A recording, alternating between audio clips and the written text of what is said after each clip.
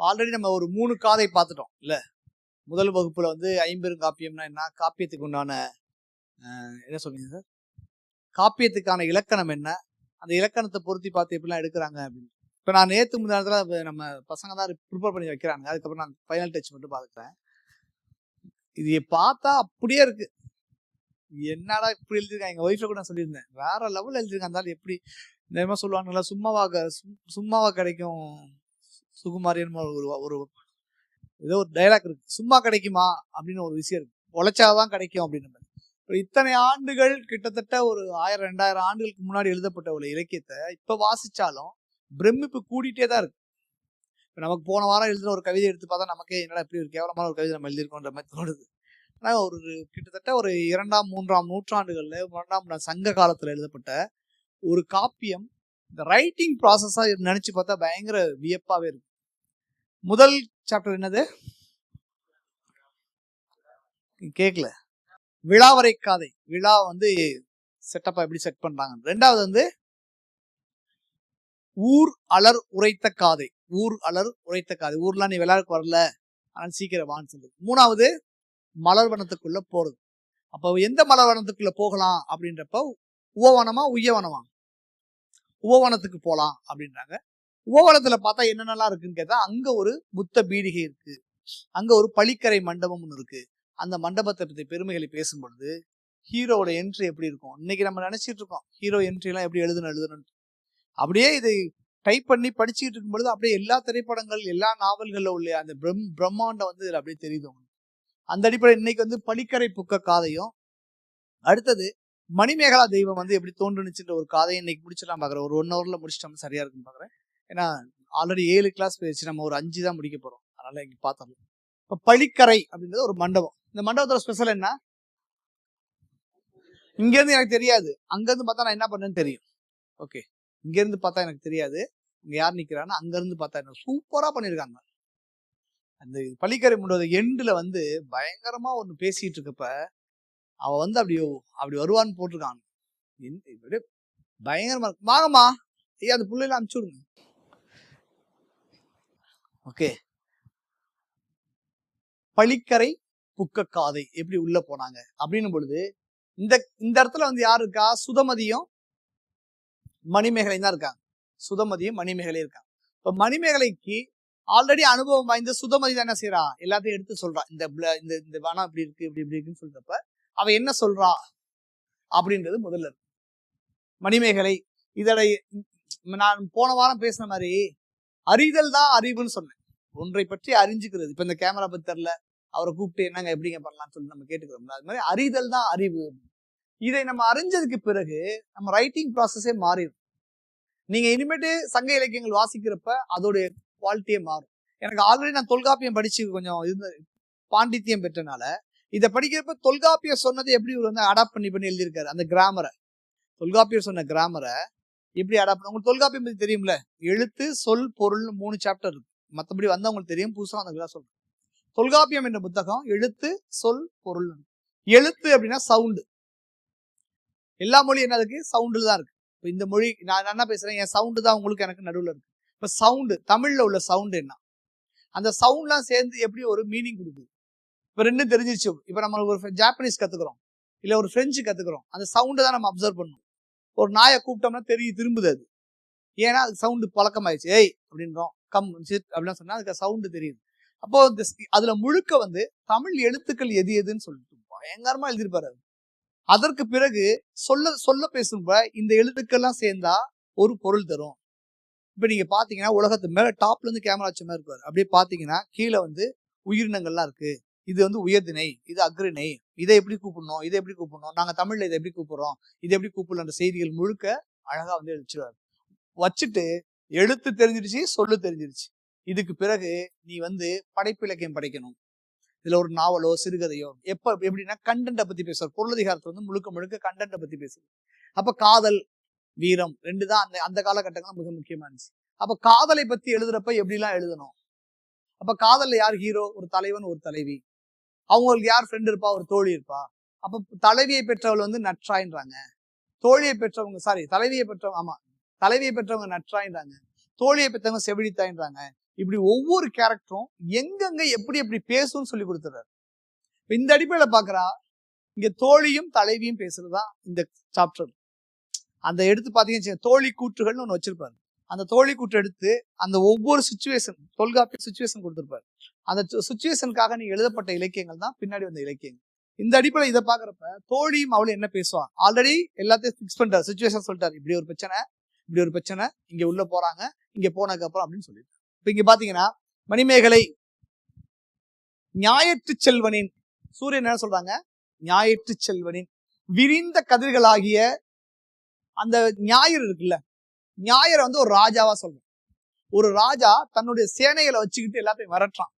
ஊர்ல இருக்கக்கூடிய அந்த ஊர்ல இருக்க மக்கள்லாம் ஓடி போய் ஒரு இடத்துல ஒளிஞ்சா எப்படி இருக்கும், அது மாதிரி அந்த ஞாயிற்று செல்வன் வந்து விரட்டின அந்த அந்த இருள் வந்து ஒட்டுமொத்த இருளும் இந்த காட்டுக்குள்ள வந்து பூந்த மாதிரி டார்க்கா இருக்குன்னு சொல்றோம்.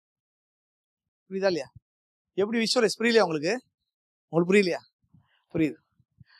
சேனையால் விரட்டப்பட்ட இருள் அனைத்தும் ஒரே இடத்துல பூந்த மாதிரி அவ்வளவு டார்க்கா இருக்கு அப்படின்னா ஃபர்ஸ்ட் லைன். ஞாயிற்று செல்வனின் விரிந்த கதிர்களாகிய சேனையால் விரட்டப்பட்ட உலகத்தோட இருள் எல்லாமே, உலகத்தோட ஒட்டுமொத்த வேர்ல்டோட இருள் எல்லாமே இந்த சோலையில் புகுந்து வளைத்து கொண்டது மாதிரி இருள் இருந்துச்சு. இருள் தான் நமக்கு என்ன இருக்கும், தைரியம் இருக்குமா, மருள் இருக்கும். இது ஒரு வழியில எழுதான். ஒட்டுமொத்த இருளும் ஒரு இடத்துக்கு போயிடுச்சு, அந்த இருள்லாம் ஒண்ணு சேர்ந்தனால மருள் ஏற்படுது, பயம் ஏற்படுது. அப்படியாப்பட்ட இருக்குது மணிமேகலை அப்படின்னு ஸ்டார்ட் பண்றதா இருக்கு இந்த அழகிய சோலையில். அதுக்கப்புறம் கிரியேட்டிவ் ப்ராசஸ் வேற மாதிரி எழுதுறாங்க. இந்த சோலையில என்னென்ன சவுண்ட்ஸ் கேட்கும் ரொம்ப ரொம்ப முக்கியம். நம்ம எழுதும் பொழுது சவுண்டோட எழுதுறது ரொம்ப முக்கியம். இப்ப நீங்க படிக்கிறப்பயே அந்த அந்த வனத்துக்குள்ள நீங்க போகணும்னா சவுண்ட்ஸ் ரொம்ப முக்கியம். அந்த சவுண்டை ஃபர்ஸ்ட் எழுதுறாரு. எம்டியா அப்படி ஊம படமே காட்டினா வேலைக்கு ஆகாதுன்னு அந்த சோலையில் தும்பிகள் என்ன செய்தான், ஃப்ளூட் வாசிக்குதான். தும்பிகள் என்னது, தட்டான். எல்லா தட்டான் சேர்ந்து வேய் குழல்னா, வேய்னா மூங்கில், மூங்கில் இருக்கக்கூடிய குழல்ல வந்து செய்யப்பட்ட இன்னிசைய மியூசிக் பண்ணலாம். போது அப்படியே அப்படியே உள்ளுக்குள்ள இருட்டா இருக்கு, அப்படியே போகுது, கேமரா உள்ள போகுது, உள்ள போனா பயங்கரமா சவுண்ட் போட்டு மியூசிக் போட்டு. அதுக்கப்புறம் பெரிய வண்டு இல்லையா, சின்ன வண்டுகள் நல் யாழிசை மீட்டு. பெரிய வண்டோட சவுண்டு வேற மாதிரி இருக்கும், சின்ன வண்டோட சவுண்டு தான் யாழிசை மாதிரி கேட்குமா. ஒருவேளை நம்ம எல்லாம் யாழ் இசை கேட்கல அப்படின்னா லேட்டா வாங்க டெய்லி, ஓகேவா? யாழிசை நம்ம கேட்கணும்னா நீங்க போய் சின்ன வண்டை வச்சு அதோட சவுண்டை ரெக்கார்ட் பண்ணி காட்டினோம்னா போதும். சின்ன வண்டுகள் இருக்கு, ஐயா எடுத்துருவாங்க. இங்கே சாப்பிடும் சிறிய வண்டில் உள்ள இருட்டா இருக்கு, சவுண்டா இருக்கு, உள்ள போனா என்னதான், தும்பிகள்லாம் குழல் வாசிக்குது, வண்டுகள் யாழ் வாசிக்குதான். அப்புறம் யார் யாரெல்லாம் டான்ஸ் ஆடுவாங்க அப்படின்னா இது பயங்கரமா இருந்துச்சு. அச்சோலையில் கதிரவனின் ஒளிக்கதிர்கள் ஒருபொழுதும் நுழைய முடியாது. ஏன், பயங்கர டார்க்கா இருக்கு அந்த காடு. நீங்க காட்டுக்குள்ள போய் பாத்தீங்கன்னா இந்த ஃபீல் உங்களுக்கு தெரியும். பயங்கர டார்க்கான காடு. சூரியனுடைய கதிர் கூட என்ன செய்ய முடியாது, உள்ள போக முடியாது. சூரியன் கதிர் என்ன செய்ய, எங்க வேணா போயிடும். ஆனா இங்க உள்ள போக முடியாதான்.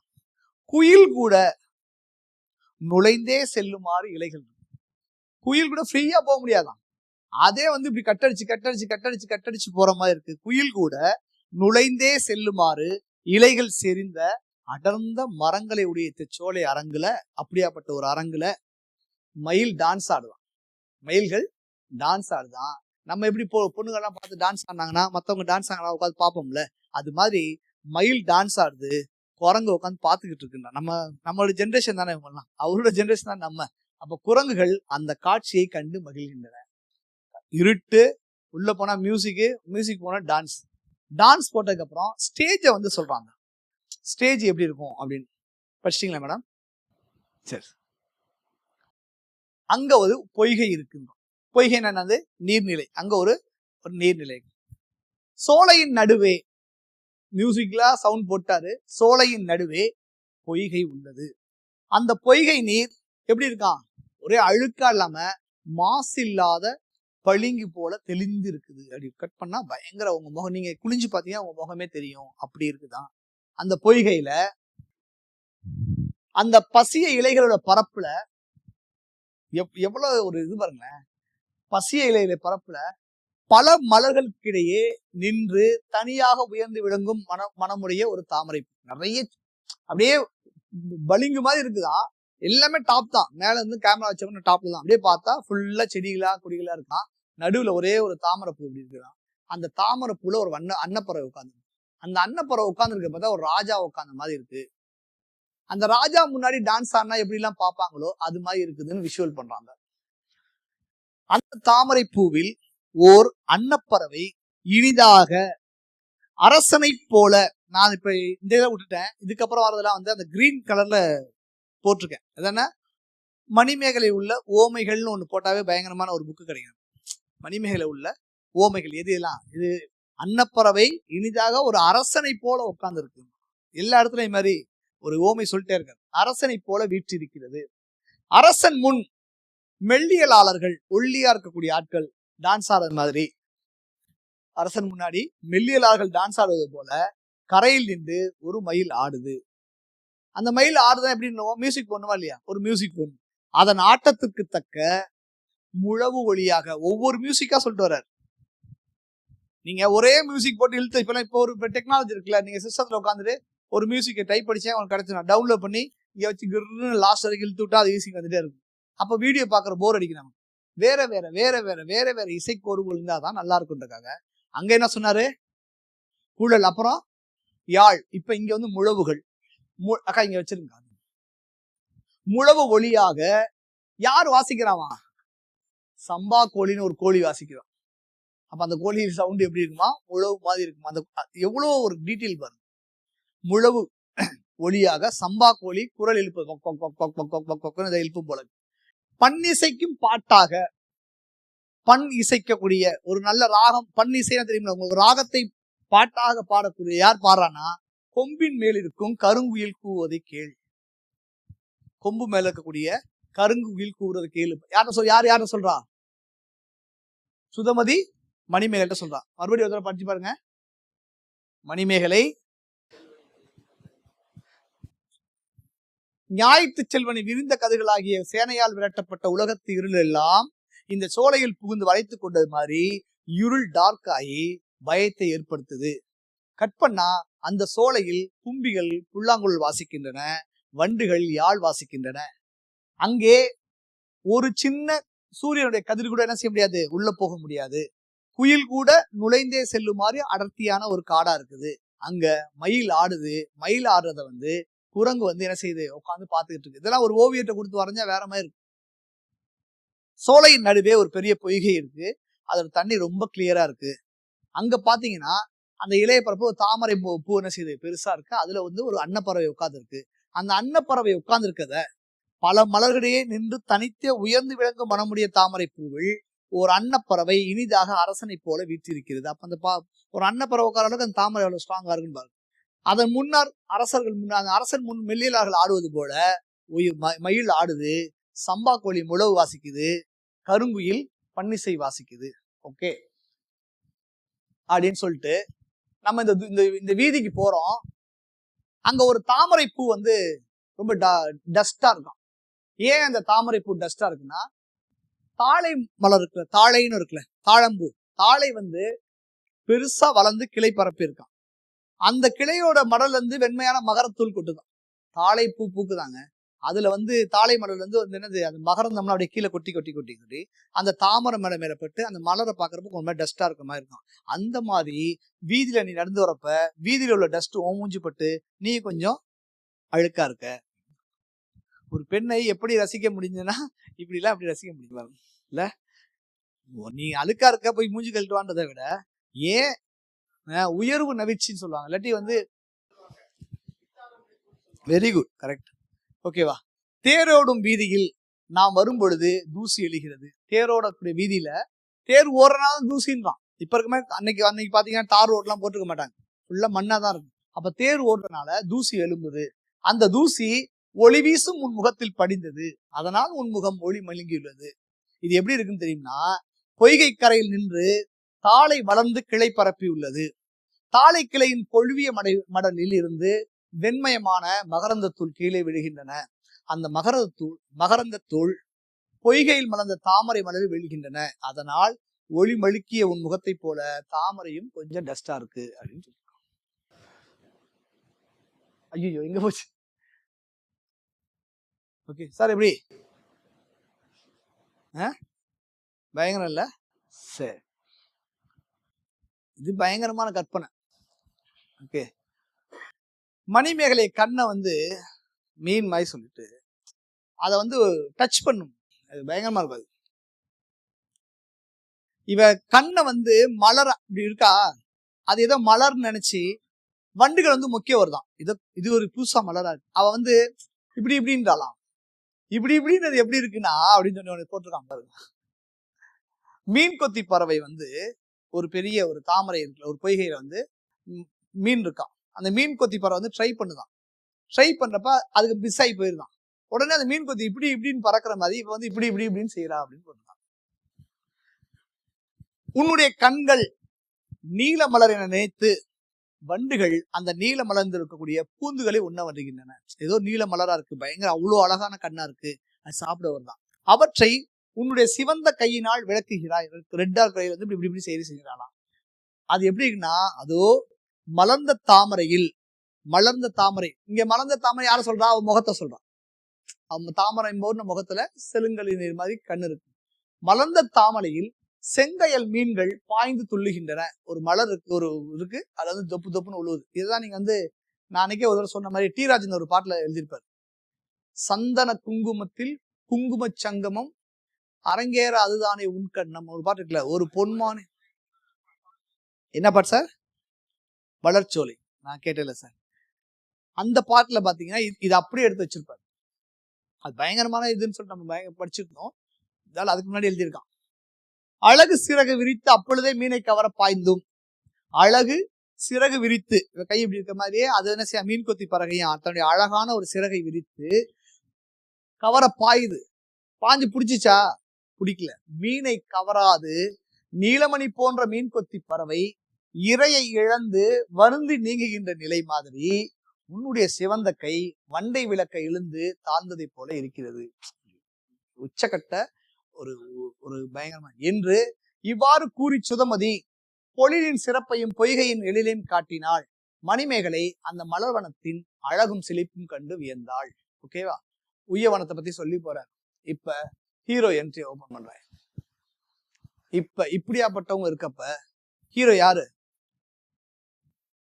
உதயகுமார். இன்னைக்கு இதெல்லாம் வாட்ஸ்அப்ல எல்லாம் அனுப்புறப்ப எங்க மேம் ஒருத்தவங்க உதயகுமாரா வாழ்த்துகள் போட்டாங்க. ஐயோ, அவன் தலையை வெட்டிடுவானுங்களே அப்படின்னு நினைச்சு. ஒரு ஹீரோவை எப்படி என்ட்ரி கொடுக்கணும், இதை வச்சு இன்னைக்கு பாகுபலி எடுக்கிறாங்க. இதை வச்சு இன்னைக்கு பயங்கர தமிழ் இந்திய சினிமாலே பெரிய இண்டஸ்ட்ரி எது? தெலுங்கு இண்டஸ்ட்ரி. தெலுங்குல தான் 2000 தியேட்டர்கள் இருக்குன்றாங்க. அங்க இன்னைக்கு வந்து டாப் மோஸ்ட் ஹீரோ யாரு இருக்காருன்னா புஷ்பா ஹீரோ தான் இருக்காரு. அதுக்கப்புறம் இருக்காங்க. அவங்க எடுத்த ஒரு படம், என்ன ஒரு முக்கியமான படம் இருந்துச்சு. அது என்ன படம்? பழைய கால ஒரு காட்டுக்குள்ள தெய்வங்கள் சிறுவம் எடுத்துருவாங்க. காந்தாரா 2ல பாத்தீங்கன்னா ஒரு ஹீரோ ஓபன் இருக்குமா? ஒரு ஹீரோ ஓபன் இருக்காமா? என்ன இருக்கும்?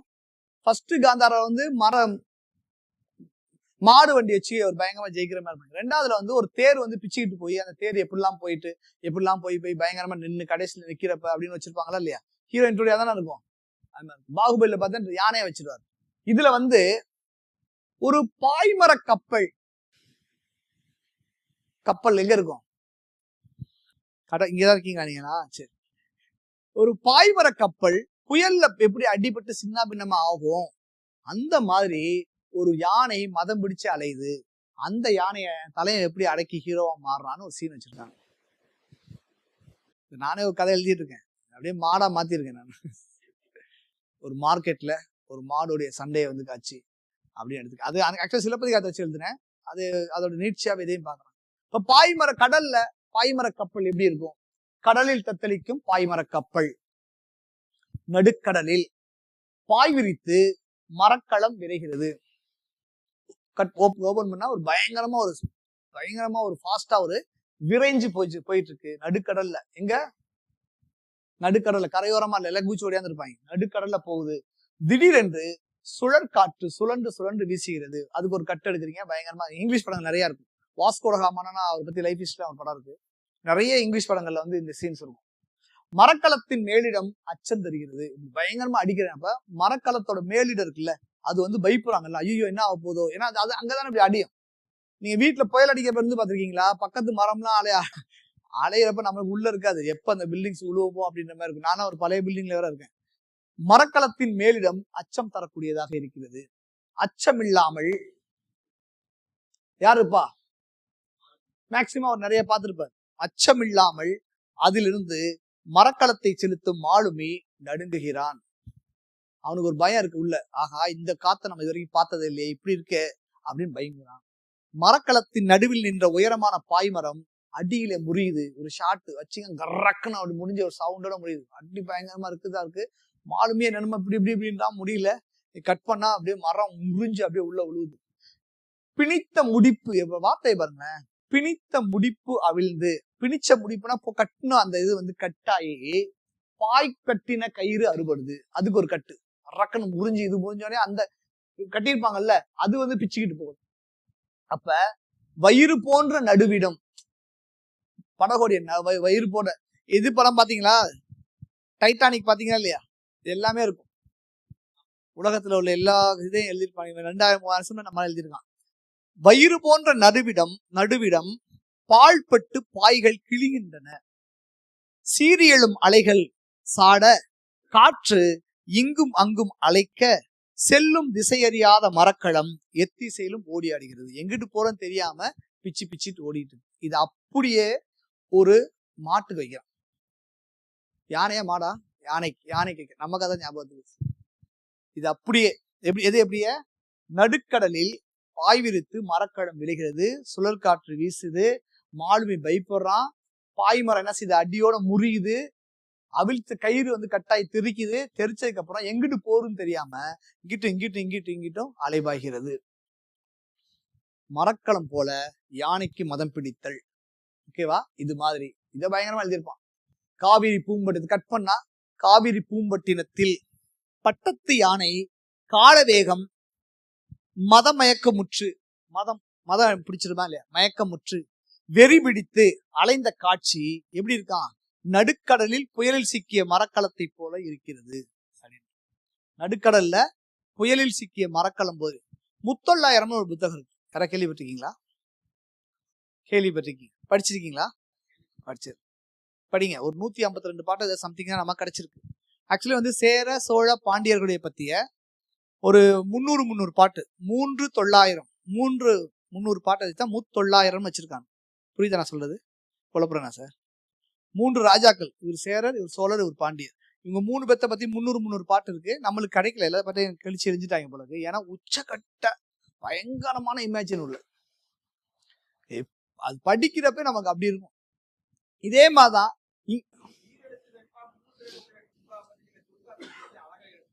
Thank you sir. ஓகே, நீங்க போய் அதை படிச்சீங்கன்னா இந்த மாதிரியான விஷுவல்ஸ் வந்து கிடைக்கும்.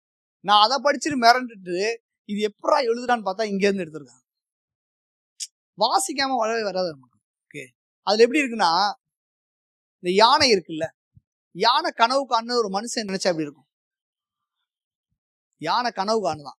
அந்த யானை பகல்லாம் என்ன பண்ணிச்சான், ஓகே என்ன மறந்துட்டேன். யானை வந்து பகல்ல வந்து ஆப்போசிட்ல உள்ள ராஜாக்கள்லாம் இன்னொரு யானை மேல உட்காந்து அதுக்கு வெண்சாம் இது மாதிரி குடமா வச்சிருப்பாங்கல்ல, வெள்ளைக்கல்ல கொடை பிடிச்சி ராஜாக்கள் வராங்க. இந்த யானை 2 காலையும் தூக்கி அவங்களை அடிச்சு தள்ளிட்டு அந்த வெண் கொற்ற கொடையை பிடிச்சி இழுத்து தூக்கி எரிஞ்சு அடிச்சு கிழிச்சு காலி பண்ணிட்டு தூங்குது. தூங்குறவங்க டக்குன்னு முழிச்சு பாக்குது, நிலா தெரியுது. இங்கே வந்துட்டானுங்க போலக்குன்ட்டு நிலாவை வெண் கொற்ற கொடைன்னு நினைச்சு அதை பிச்சு அடிக்கலாம்னு சொல்லி ஜம்ப் பண்ணிட்டு இருக்கு. அப்படின்னு ஒரு பாட்டுல எழுதுறான். இன்னொரு பாட்டுல மதில் சுவர் இருக்குல்ல, மதில் சுவர் உள்ள கேட் என்ன செய்தான், ஒரு யானை போய் அப்படியே அடிச்சு பிச்சு எடுச்சு நிக்கிறத பார்த்தா பாய்மர கப்பலை விரிச்சுக்கிட்டு, பாய்மரத்தை விரிச்சு நிக்கக்கூடிய கப்பல் மாதிரி எனக்கு தோணுது அப்படின்னு. இன்னொன்னுல தன்னுடைய தந்தங்கள் இருக்கா, அதுக்கப்புறம் கால் நகங்கள் இருக்கா, அந்த போர்ல வந்து எல்லா இடத்தையும் குத்தி குத்தி ஒழிச்சனால இந்த தந்தை என்ன செய்தா, முனி நொறுங்கிருச்சா, ஒண்ணு பாதியா உடஞ்சிருச்சு. கால்ல வந்து எல்லா மண்டையும் எட்டி எட்டி உதச்சிச்சான்.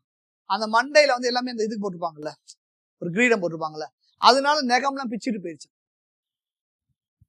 மண்டை குத்துனதுல தந்தை உடஞ்சிருச்சு, கால்ல நெகம் உடஞ்சிருச்சு. ஈவினிங் அவனோட லவ்வரை பார்க்க போகுது யானை. பார்க்க போறப்ப இதுக்கு வெக்கமா இருக்கு, பல்லு உடஞ்சு நம்ம போய் நின்னா எப்படி இருக்கும். அது மாதிரி இதை உடைச்சிட்டமே, இது வேற இப்படி இருக்கேன்னு சொல்லி அப்படியே காலை வந்து சுருக்கிக்குதான். அப்படியே இதை வந்து இப்படி இப்படி வச்சு இப்படி முடிக்குதான். மூடிட்டு போலாமா வேணாமான்ட்டு ஒரு வைக்கப்போர் இருக்கும். அந்த வைக்கப்போர்ட்டு வந்து எட்டி எட்டி பாக்குதான் அந்த யானையை. அது வந்து வெயிட் பண்ணிட்டு இருக்கான், எப்ப வருவாரு அப்படின்னு வெயிட் பண்ணிட்டு இருக்கான். இது போறதுக்கும் போகாம யோசிச்சு நிக்குது. அப்படியா போட்ட போர் திறங்களை உடையவன் சொல்லிட்டு அவன் எழுதுறான். எல்லாமே இங்க இருந்து வச்சிருப்பான். Very good sir, very good. நன்றி நன்றி சார், நன்றி சார். ஓகே, புயலில் சிக்கிய மரக்கலத்தை போல அது இருந்தது. ஓகே, மதம் பிடித்த யானையை அடிக்க பாகன் அங்குசத்தை வீசுகிறான். ஒரு கட்டு என்ன செய்யறான், இவன் எடுத்துட்டு சர்ன்னு ஒரு அங்குசத்தை வீசுறான். அது என்ன செய்யுது, நேரா யானை மூஞ்சில போய் நச்சுன்னு குத்திரு. அதுக்கு ரொம்ப சந்தோஷமா இருக்கு. ஆஹா, நல்லா குத்திருச்சே, ரொம்ப ரத்தம் வலியுது, ரத்தத்தை குடிக்குமா, அது இன்னும் டென்ஷன் ஆயிரும். இப்ப என்ன செய்யுதுன்னா, மதம் பிடித்த யானையை அடிக்க பாகன் அங்குசத்தை வீசுகிறான். யானையின் முகத்தை அது பிளக்கிறது. அது யானையோட முகத்தை நச்சுன்னு குத்துனா அது பிளந்துருது. யானை பாகனை கீழே தள்ளி ஒரு தூக்கி அடிக்குது, நச்சுன்னு அடிச்சு அது அவன் தெரிச்சு ஓடுறான். முகத்தில் பட்ட பிளவை துதிக்கையால் துடைத்து அந்த இதை பிச்சுட்டு அதை அப்படியே தொடக்கிடும். யானை அப்படி தொடச்சிட்டு அரசர் வீதி ஒரு கட்டு, கொடித்தேர் வீதி ஒரு கட்டு, கடை வீதி எங்கும் திரிந்து பெரிய கலக்கத்தை ஏற்படுத்துது. எது மாதிரியா, அந்த கப்பல் அடிச்ச மாதிரி கலக்கத்தை ஏற்படுத்துது. ஓகே, அப்ப இதனால அந்த ஊரே வந்து ஒரே கலக்கமாச்சு. அது எங்க நடக்குதான், பூம்புகார் நடக்குதான். என்னன்னா, யார் யாரெல்லாம் இப்ப யானை இப்படி பண்ணிட்டு இருக்கப்ப யார் யாரா என்னென்ன செய்வாங்கன்னு எழுதியிருக்காரு. அடுத்தது குத்துக்கோர்காலர், கோல்னா கையில வந்து குச்சின்னு அர்த்தம். குத்துக்கோர்காரர் அவன் வந்து அவன் என்ன செய்யணும் தெரியலையா, ஐயோ என்ன பண்ணு தெரியலையா. பாகன் பைப்போற கத்துறான், பறையடிப்போர் கத்துறாங்க, பருந்து கூட்டம் எப்படி பாருங்க விஷயம். இவன்லாம் கத்துறான், பருந்து கூட்டம் குவான்னு கத்த ஆரம்பிச்சான். ஐயோ, அது கத்துதான். வறியவரும் சுழன்று கூப்பிட்டனர், ஏ வா வா வா வா வான்னு கூப்பிடுறாங்க யானைய. அது என்ன செய்யுது, யார் அழைத்தாலும் வராமல், ஒரு நெறிக்கு உள்ள வராம, ஒரு கிராமர்ல வராம, ஓரிடத்திலும் தங்காமல், நீல நிறமுடைய பெரிய மலை ஒன்று நிலத்தில் எப்படி இருக்கு பாருங்க. ஒரு யானை ஓடுறது, ஒரு பெரிய மலை துடுதுடுன்னு ஒன்னா எப்படி இருக்கும். ஒரு நீல நிறமுடைய பெரிய மலை ஒன்று நிலத்தில் திரிவது போல ஊரில் மதம் பிடித்த யானை திரிகிறது. இத பார்த்தா ஊர்ல யாரு பிஸ்தானா பார்த்து பார்த்து மாட்டிக்கிறப்பான். இல்ல மாட்டிருப்பான். ஊருக்குலாம் யார் பிஸ்தானா, பூம்புகார் தான் பிஸ்தா. ஆனா பூம்புகாரே பயந்து இருக்குன்னு சொல்றான். பகைவருக்கும் அச்சம் தரும் இரு பேருடைய பூம்புகார் அதே கலங்கிருச்சு. ஏன், ஒரு யானை வந்து அட்டூழியம் பண்றது, எவன் சாமா என்னன்னு தெரியலையே அப்படின்னு சொல்லி கலங்கிருச்சான். ஓகே, ஹீரோ இப்ப யானை இப்படி அடிச்சு பிச்சு எரிஞ்சு தூக்கி எரிஞ்சுக்கிட்டு இருக்கு. யாரா கூப்பிடுறது, கடவுளே யாரா வாங்க அப்படின்றப்ப திங்களை போன்ற வெண்கொற்ற கொடையுடைய நிலாவை மாதிரி, நான் சூரியமான்னு சொல்ல, நிலாவை போல வெண்கொற்ற கொடையுடைய மன்னனின் மகன் உதயகுமாரன். அந்த மன்னன் யாருன்னு பின்னாடி பார்ப்போம். அந்த மன்னனின் மகன் உதயகுமாரன் பட்டத்து யானை மதம் கொண்டு திரிவதை கேள்விப்பட்டான். உடனே சொல்றாங்க, ஐயா ராஜா வாங்க வாங்க, அங்க பிரச்சனை ஆயிடுச்சு. உடனே கடுதி செல்லும் சீக்கிரமா போகக்கூடிய வேகமுடைய யானை குதிரையின் மீது, சாரி வேகமான ஒரு யானை மேல ஏறி சொல்றாங்க, எல்லாம் கத்துறாங்க. சல்லுன்னு வந்து பாக்குறேன், ஏகப்பட்ட கார் இருக்கு, அதுல ஆடி கார் எடுத்துட்டு போற மாதிரி வந்து பாக்க நிறைய குதிரை இருக்கு. அந்த குதிரையில எது டாப் மோஸ்ட், எது பயங்கரம் பறக்கும். ஏன்னா யானை பிச்சுக்கிட்டு ஓடுது. யானை ஓடி பாத்திருக்கீங்களா, சாதாரணமா ஓடாது, பயங்கரமா இருக்கும் யானை ஓடுறது பார்த்தா. பன்னி அப்படிதான், பன்னி ஓட மெதுவா போகும், பன்னி ஓடுறது பாத்தீங்கன்னா ஸ்பீடா போகும். அது மாதிரி பட்டத்து யானையை தாவி இறைந்து அடைந்தான். பேராண்மை உடைய யானையின் கடாத்திரம் அடக்கினான். அதெல்லாம் விஷுவல் பண்ணவே இல்லை, ஓங்கி ஒரு அடி அடிக்கிறாரு, யானை அப்படியே தான் இருக்கு. ஆமா சார். பின்னர் அந்த வெற்றியை கொண்டாட சொல்லுங்க, இல்ல விட்டுருங்க ஒண்ணு பிரச்சனை, ஆஃப் பண்ணிடுறாரு. நானே செக் பண்றதுக்காக எடுத்தேன், வாங்கினேன் புதுசா, அது சவுண்ட் எப்படி இருக்குன்னு பாக்குறது. யானை அடக்கிட்டான். இந்த வெற்றியை கொண்டாட அழகிய தேர் முதலான படை பின்வர, உலா வர்றதுன்னு சொல்லுவாங்க தமிழ் சிற்றிலக்கியங்கள்ல. உலான்னு ஒரு ஏரியா இருக்கு. உலானா ராஜா வந்து வெற்றியை கொண்டாடுறதுக்கு அப்படியே உலா வரான். அவன் என்ன செய்யறான், யானையை அடைக்கணும், மக்கள் எல்லாம் கத்துறாங்க, ஏன்னு கத்துறாங்க. தலைவன் அப்படியே எடுத்துட்டு அப்படியே உலா வரான். உலா வரும்போது மக்கள் எல்லாம் பார்த்துட்டா இவன் யாரு, கண்டிப்பா ஒரு யானையை அடக்குறானா முருகனா தான் இருப்பான்றான். ஆனா முருகன் கழுத்து இந்த மாலை இருக்கும், இவன் கழுத்துல வேலை மாலை இருக்கிறது. அதனால இது என்ன செய்வான், இவன் வந்து கண்டிப்பா ஒரு சோழ மன்னனா தான் இருப்பான்னு சொல்லி சொல்றாங்க. உதயகுமாரனை கண்டு மக்கள் வியத்தல். தேர்தட்டின் முன்னால் தாமரை வடிவாய் நாட்டிய ஒரு நின்று, அவன் எப்படி நின்றுப்பான்ற வரைக்கும் சொல்றாங்க. தேர்தட்டு முன்னாடி ஒரு இது இருக்கும்ல, அதை புடிச்சிட்டு அப்படி கெத்தா வரான் அப்படின்னு போட்டுருக்காங்க. தேர்தட்டின் முன்னால் நீ வா நவுரா, அவங்க பார்த்துட்டு இருக்காங்க. தாமரை வடிவாய் நாட்டிய கொடுஞ்சியை பற்றி கொண்டு வெற்றி செருக்கு மிளற வருகிறான். அழகும் இளமையும் ஆண்மையும் ஒளி வீசும் இவன்தான் முருகனோ. அழகா இருக்கான், இளமையா இருக்கான், ஆண்மை ஒளி வீசக்கூடியவன் வந்து முருகனா இருப்பானோ அப்படின்னு மக்கள் என்றாங்க. ஆனால் இவன் கடம்ப மாலை அணியவில்லையே. அப்ப முருகனுடைய மாலை என்னது? கடம்ப மாலை. ஆத்தி மாலை அல்லவா அணிந்திருக்கிறான். சோ இவன் முருகன் அல்லன், சோழன் மகன் என்று உணர்ந்து தெளிந்தனர். அவ்வண்ணம் உதயகுமாரன் வெற்றி உலா வருகிறான். இப்ப யார மீட் பண்ணானா, இவன் ஃப்ரெண்ட். ஆக்சுவலி இவன் ஹீரோ இன்ட்ரடக்ஷன் பண்ணியாச்சு. இவன் என்ன பண்ண போறான்? வந்து ஹீரோயினை மீட் பண்ண போறான். ஹீரோயினை மீட் பண்றதுக்கு என்ன பண்ணணும்? யார் மூலியமா சொல்லணும் அந்த ஹீரோயின் இங்க இருக்கா, சோகமா இருக்கா அப்படின்னு சொல்லணும். யானை விஷயம் தெரிஞ்சிருச்சு. இவன் ஃப்ரெண்டு ஒரு எட்டிக்குமாரன் ஒருத்தர் இருக்கான். அவன் வந்து ஒரு பறத்தை ஒருத்தி கூட அவன் ஜாலியா சந்தோஷமா இல்லாம என்ன பண்ணிட்டு இருக்கான். இவன் போய் கேட்கறான். அவன் தான் டீட்டெயில் சொல்லி இப்போ அப்படின்னு சொல்ற விஷயத்த பண்ணாங்க. எட்டிக்குமாரன் அறிமுகம் எல்லாமே ஸ்கிரிப்டடா இருக்கு. அப்படியே வந்து எங்கேயுமே தொய்வு இல்லை. திடீர்னு வந்து ஏன் ஒரு யானை விஷயம் வைக்கிறாங்க, யானை சண்டை வைக்கிறாங்க, ஏன் பட்டத்து யானை வைக்கிறாங்கன்னா அங்க கதை உட்காந்தா அங்க ஒரு ஆக்ஷன், அங்க ஒரு ஆக்ஷன் பிளாக் கட் பண்ணா இங்க ஒரு சாங் வந்து இதெல்லாம் போடுற மாதிரி ஒரு சாங்ஸ் போடுறாங்க. இப்ப எட்டிக்குமாரன் எப்படி இருப்பான் இதுல எழுதிருக்கான் பாருங்க. நாடக கணிகர் வீதியும் எட்டிக்குமாரனும். இதெல்லாம் நான் வச்ச தலைப்பு. இது எல்லா தலைப்பும் நான் வச்சது. எனக்கு படிச்சு பிரமிச்சு. நாடக கணிகர் வாழும் ஒரு அழகான வீதி, ஒரு ஷாட். இதெல்லாம் முடிச்சு அப்படியே நடந்து வந்துட்டே இருக்கான். அப்படியே கேமரா பேன் பண்ணி கொண்டு போறீங்க. அங்க பார்த்தா ஒரு பயங்கரமான ஒரு நான் சிரித்தாள் தீபாவளின்னு ஒரு பாட்டு இருக்குல்ல, அதுல நிறைய பெண்கள்லாம் அந்த ரோட்ல ஓரமா நிக்கிறாங்கல்ல, அது மாதிரி ஒரு ப்ராஸ்டியூஷனா இருக்கக்கூடிய ஒரு ஏரியான் தான். ஒரு நாடக கணிகையர் இருக்கக்கூடிய ஒரு அழகான வீதி.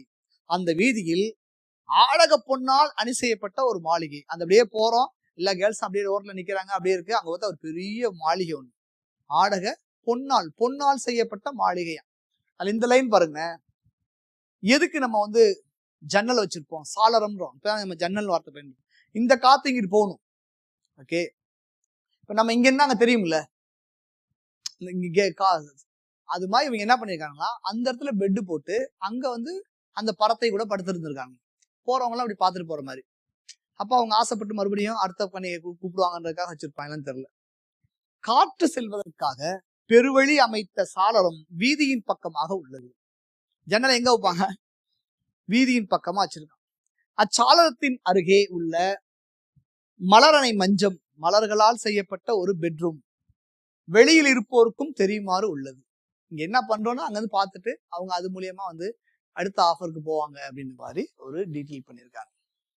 அந்த மஞ்சத்தில் கட் பண்ண அந்த மஞ்சத்துல யார் இருக்கா? எட்டிக்குமாரன் இருக்கான். மயிர் சாந்து அணிந்த, தலையில வந்து நல்ல எண்ணெய் போட்ட, கூந்தலை உடைய பறத்தை ஒருத்தி பக்கத்தில் இருக்க. ஓகே, அவளை தழுவாமல், அவ கூட சந்தோஷமா இல்லாம இவன் என்ன பண்றான்? ஒரு யாழை வச்சு பாட்டு பாடிட்டு இருக்கான். யாரு? எட்டிக்குமாரன். மயக்கத்துடன் மகரையாளின் சிறந்த கோட்டை தழுவி கிடந்தான் எட்டிக்குமாரன். எழுதுகோளால் வரைந்த ஓவிய பாவை போல, எழுதுகோளால் வரைந்த ஓவிய பாவையன் ஆர்ட் பண்ண ஒரு பிக்சர் மாதிரி அசைவற்று இருந்த குமாரனை கண்ணுற்ற உதயகுமாரன் அவனை விழித்து, அங்கெல்லாம் முடிச்சு தலைவன் அப்படி பேன் பண்ணி ஏரியா காட்டணும். கட் பண்ணா உள்ள இவன் வரான். யாரு வரா? உதயகுமார். நான் படுத்திருக்கானே, அப்புறம் உள்ள அவன் படுத்திருக்கான். அந்த பொண்ணு பக்கத்துல படுத்திருக்கு. ஆனா இவன் வந்து அதை பார்க்காம ஒரு மாதிரி யாழ் வச்சுட்டு பயங்கரமா சோக மியூசிக் வாசிட்டு இருக்கான். உள்ள அப்படி நீங்க வந்து இந்த கதையெல்லாம் பார்த்துட்டு பத்மாவதினு ஒரு படம் இருக்கு ஹிந்தியில பத்மாவதியும் அதே ஹீரோ அடிச்ச இன்னொரு படம் ராஜா பத்தி ஒரு படம். என்ன படம் அது? போர்லாம் பண்ணுவானே, என்ன படம் அது? பாஜிராவ் மஸ்தானி. Super, ready. அந்த 2 படம் பாத்தீங்கன்னா இந்த விஷுவல்ஸ் எல்லாமே அங்க இருக்கும்.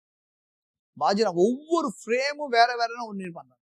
படத்துல ஒரு 100 ஃப்ரேம் வருது. 100 ஃப்ரேமும் வேற வேற இதா இருக்கும். அது கிரீன் மேட். ஆமா சார். கிரீன் மேட் வந்தனால அதை என்ன வேணாலும் பண்ணலாம். அவ்வளவு அற்புதம் பண்ணிப்பாரு. அவரே மியூசிக் டைரக்டர், அவரே டைரக்டர்னால பயங்கரமா இருக்கும். இதெல்லாம் பாக்குறப்ப எனக்கு அந்த ஃபீல் வருது. அது கிட்டத்தட்ட நான் 100 டைம் படம் பார்த்தேன். அந்த 2 படத்தையும் பார்த்துருப்பேன். இது எப்பறம் அப்படி விஷுவலா யோசிச்சாங்க. இந்த ஓவிய பதுமை, பாவை, அவங்க எப்படி படுத்திருப்பாங்க, அது எல்லாமே இருக்கும். எட்டிக்குமாரை காண யார் வரா? உதயகுமார். அப்ப எவ்வளவு பெரிய எட்டிக்குமார், எவ்வளவு பெரிய ஆளுன்னு பாருங்க. அவன் க்ளோஸ் ஃப்ரெண்டா இருக்கும். அவனை பார்த்துட்டு என்னடா அந்த பொண்ணு கூட ஒண்ணு பண்ணாம என்னடா யாழை வாசிட்டு இருக்குன்னு இவர் கேட்கிறாரு. யார் கேட்கிறா? உதயகுமார் கேட்கிறான். உதயகுமாரன் வினா: மாதினோடும் மயக்கமடைந்து, மாதுனா பெண்ணு, மயக்கமடைந்து இருப்பாய், நீ அடைந்த துன்பம் யாதோ என வினாவினான் உதயகுமாரன். அதனை கேட்டதும் டீட்டெயில் போறான். யாரு இவன் சொல்றான், ஏன் நான் சோகமா இருக்கேன்னா, பெருத்த இளமுலை உடைய பரத்தையுடன் எட்டிக்குமாரன் உதயகுமாரன் சொன்னான். அவன் என்ன கேட்கறான், என்னடா நீ இப்படி படுத்திருக்கேன்னா, நீ வாடின்னு சொல்லி அவளையும் கூட்டிக்கிட்டு அப்படியே மெதுவா போறான். அந்த பெண் இருக்கால, அந்த பெண்ணோட ட்ரெஸ் இல்லாம இருக்கா போல, அவளையும் அப்படி கூட்டிட்டு போறான். தேன் சிந்தும் மலர் மாலை அணிந்த அரசகுமாரனை தொழுது போட்டு போய் விஷ் பண்றான். ஏன்னா அவன் ராஜா பையனால, வணக்கம், நான் ஏன் தெரியுமா சோகமா இருக்கேன். எட்டிக்குமார் பதில்: திறமையாக செய்த செம்பினில் வைத்த நறுமுரல் வாட்ட முடியும். என்னதான் நல்ல மலரா இருந்தாலும் ஒரு திறமையா செஞ்ச ஒரு இதுக்குள்ள போட்டா பூ என்ன செய்யறோம், வாடிடும். அது மாதிரி மாதவிக்கு பிறந்த மணிமேகலை வாட்டமா இருக்கான்னு சொல்றதுக்கு இந்த வார்த்தை சொல்றான். அதே போல மாதவி பெற்ற மணிமேகலை தன்னுடைய பொலிவும் அழகும் இழந்து வாட்டத்துடன் மலர் கொய்ய மலர்வனத்துக்கு சென்றதை பார்த்தேன். ஏன்டா அப்படி இருக்க, இந்த பொண்ணு கூட எதுவும் பண்ணாம இருக்கேன்னா, இல்லடா அவ போறான். சரி, அவ போனா இப்ப என்ன, இல்ல அவளை பத்தி அவன் தெரியாது. அவ வந்து ஒரு பயங்கரமான வாசமான மலர். அவளை கொண்டு போய் எப்படி ஒரு டப்பாக்குள்ள போட்டு வச்சா வாடுமோ, அது மாதிரி அவ வந்து துறவரம் மேற்கொண்டு போறதை பார்த்து எனக்கு ரொம்ப ஃபீல் ஆயிடுச்சு. இந்த சீன் பாருங்களேன், கண்டேன். உடனே கோவலன் அடைந்த கொடுந்துரம் நினைவுக்கு வந்தது. ஒரு பிளாஷ் கட்ல கோவலனை கழுத்து சக்கு சக்கு சக்கு சக்குன்னு வெற்ற அந்த சிலப்பதிகாரத்தோட கட்டத்துக்கு இங்க போட்டிருக்கான். அந்த கதையை விட்டு நவுந்து போகாம இருக்காங்க. பட்டு பட்டு பட்டுன்னு அவன் கழுத்தை எப்படி வெட்டினாங்க, இவன் எப்படி வீழ்த்துட்டு வந்தானுங்க, இவன் தான் திருடனாங்க, கழுத்தை வெட்டினாங்க. அந்த கிளாஷ் கட்டு போட்டுட்டு ஃபாஸ்டா ஒரு கட்டு போட்டு, யாழிசையில் ஒன்றிய தன்மையை மனம் இழந்து என் கையை கொடிய பகை நரம்பில் செலுத்தியது, இதுவே நான் அடைந்து தருமோ. என்னால வந்து இந்த பொண்ணை தொடாம நான் அந்த யாழில தொடர்ந்து பாடுறேன். ஏன், ஒண்ணு அழகிய பெண்ணான இவ துறவரம் மேற்கொண்டுட்டா, ரெண்டாவது அவங்க அப்பா வேற கொண்டுட்டாங்க, இதை நினைச்சு நான் ஃபீல் ஆயிட்டேன் அப்படின்னு. இவன் என்ன செய்யணும், அவங்க அப்பாவை கொண்டு நம்ம போய் கொள்றது தானே போகணும். ஆனா தலைவன் என்ன சொல்றான், நான் அவளை எப்படியே ஏத்திட்டு வந்தேன் பாரு அப்படின்னு சொல்லிட்டு கிளம்பணும். உதயகுமாரன் எண்ணம்: மணிமேகலை மாதவர் பள்ளி நீங்கி மலர்வனம் ஏகிய செய்தியை கேட்ட தேன்மலர் மாலை அணிந்த உதயகுமாரன் அவளை எளிதில் வசப்படுத்தி விடலாம் என மனமகிழ்ச்சி கொண்டான். ஓ, இவன் இங்க போயிட்டாளா, சிஸ்டரா இருக்காளா, இவளை ஈஸியா உசார் பண்ணிடலாம் அப்படின்னு நினைச்சிட்டு இவன் மனமகிழ்ச்சி அடைஞ்சிட்டு, எட்டிக்குமாரா வருந்தாத, மணிமேகலின் வாட்டத்தை போக்கி என் மணித்தேரின் மீது ஏற்றி வருவேன் என்று களிப்போடு கூறினான். சொல்லிட்டு எப்படி போறானா, ரொம்ப ஸ்லோவா போகாம முகிலை கிழித்து ஓடும் முழு நிலா போல. முகில் இருக்குல்ல, மேகம், அதை பாத்துறீங்களா, நிலா வேகமா ஃபாஸ்டா போற மாதிரி, அதையும் கூட அவன் வந்து பயங்கரமா சொல்றாங்க போல மாட வீதியில் மணித்தேர் செலுத்தி வான் உயர்ந்த பூம்பொழின் வாயில் புலம் அடைந்தான். எங்க போயிட்டான், பளிக்கரைக்கு போயிட்டான். பளிக்கரைக்கு போனோடனே சவுண்ட கேட்டோடனே மணிமேகலை புரிஞ்சிருச்சு, இவன் வந்துட்டான் அப்படின்னு. வந்துட்டான்னு சொல்றதுக்கு அவன் ஒரு டீட்டெயில் சொல்றான். என்னன்னா, ஆல்ரெடி இவன் என் மேல லவ்வா இருக்கான்ட்டு, யாரு உதயகுமாரன் என் மேல லவ்வா இருக்கான்னு சொல்லிட்டு என்ன பண்றா, அந்த பாட்டி இருக்கால சித்ராபதி வந்து வயந்தமாலையிட்ட சொல்லி, வயந்தமாலை ஃப்ரெண்டு யாரு, மாதவிட்ட சொல்லி, மாதவி என்ற சொல்லியிருக்கான், நம்மடே இந்த ராஜாவுடைய பையன் இளவரசன் மேல ரொம்ப ஆசையா இருக்காண்டி, கல்யாணம் பண்ணிட்டா லைஃப் ஸ்டைல் மாறிடும் அப்படின்னு சொன்னதை கேள்விப்பட்டேன். அநேகமா அவன் தான் வந்துட்டான் போலக்கு, இப்ப நான் அவனை லவ் பண்ணிட்டா துறவரம் மேற்கொள்ளட்டா அப்படின்னு ஒரு பயமா இருக்கு அப்படின்னு சொல்றான். இந்த படம் பாத்தீங்களா, ஒரு பிரபு வந்து இருப்பாரு, அதுல வந்து பல்லவின்னு ஒரு ஹீரோயின் வந்து சிஸ்டரா இருப்பாங்க. அறுவடை நாளா அதுல ஒரு பாட்டு ஒன்று இருக்கும், தேவனின் கோயில் அப்படின்னு ஒரு பாட்டு, ரொம்ப அற்புதமான ஒரு பாட்டு. தேவனின் கோவில் அப்படி ஒரு சிஸ்டரா இருக்க பொண்ணுக்கு ஒரு காதல் வந்துருச்சுன்னா அவ என்ன மாதிரியான ஃபீல் பண்ணுவான்றது எழுதியிருப்பாரு. இளையராஜாவுடைய அந்த இசையோட சவுண்டு, சித்ராவுடைய குரல், கங்கையம்முடைய வார்த்தைகள்லாம் கேட்டுட்டோம்னா அப்படியே ஒரு பெண்ணா நம்மளே மாறிடுவோன்ற மாதிரி இருக்கும். தேவனின் கோயில், இது என்ன நேரம், இது என்ன இப்படி பண்ற, நான் உன்ட்ட என்ன கேட்டேன், நான் ஒரு சுமை தாங்கி அப்படின்னு பயங்கரமா அந்த பாட்டு வைரமுத்து இவரு எழுதியிருப்பாரு கங்கையம்மரன். நான் உன்ட்ட என்ன கேட்டேன், துறவரம் தானே கேட்டேன், என்ன ஏன் இந்த பையனை கண்ணு முன்னாடி காட்டி இவ்வளவு டிஸ்டர்ப் பண்ற அப்படின்னு இருக்கு அந்த பாட்டுல.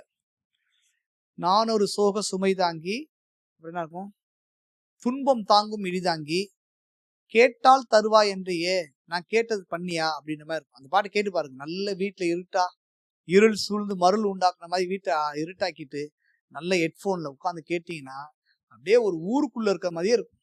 திடீர்னு சர்ச்சு வாசல்லாம் இருக்கும். இளையராஜாவோட சில மேஜிக்ஸ்லாம் இருக்கும், பார்த்துருக்கீங்களா? டம் டம் டம்னு அதில் வந்து பார்த்தீங்கன்னா திடீர்னு ஒரு சர்ச்சு பில் வரும், அப்படியே சமஸ்கிருத வார்த்தை வரும். நான் வந்து அடிக்கடி சொல்லிட்டே இருப்பேன், மாருகோ மாருகோன்னு ஒரு பாட்டு இருக்குல்ல, மாருகோ மாருகோ, அந்த பாட்டு. ஹீரோ வந்து கிறிஸ்டினா நான் இந்துவான்னு தெரியாது, அவன் ஒரு கன்ஃபியூஸா மூலவாதியா இருக்கும். அந்த பொண்ணு இந்துன்னு தெரியும்.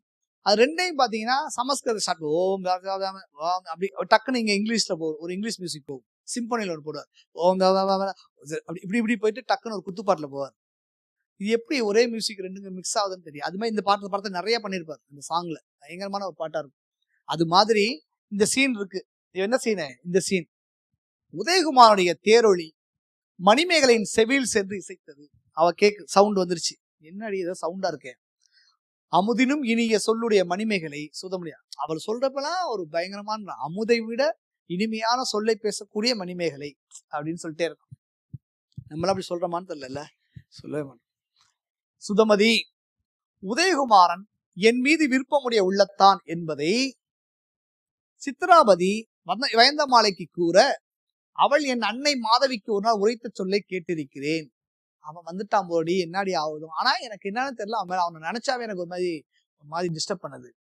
இங்கு இப்போது என் செவியில் ஒலித்தது அவனுடைய தேரோசை போலும். பாருங்க, அவன் சவுண்ட வச்சே யார் வந்திருக்கான்னு கேட்டு, எவ்வளவு பேர் வந்திருக்கான், எவ்வளோ ராஜாக்களும் தேடி இருக்காங்க. இந்த சவுண்டு பார்த்தா எனக்கு அவன மாதிரி இருக்கு.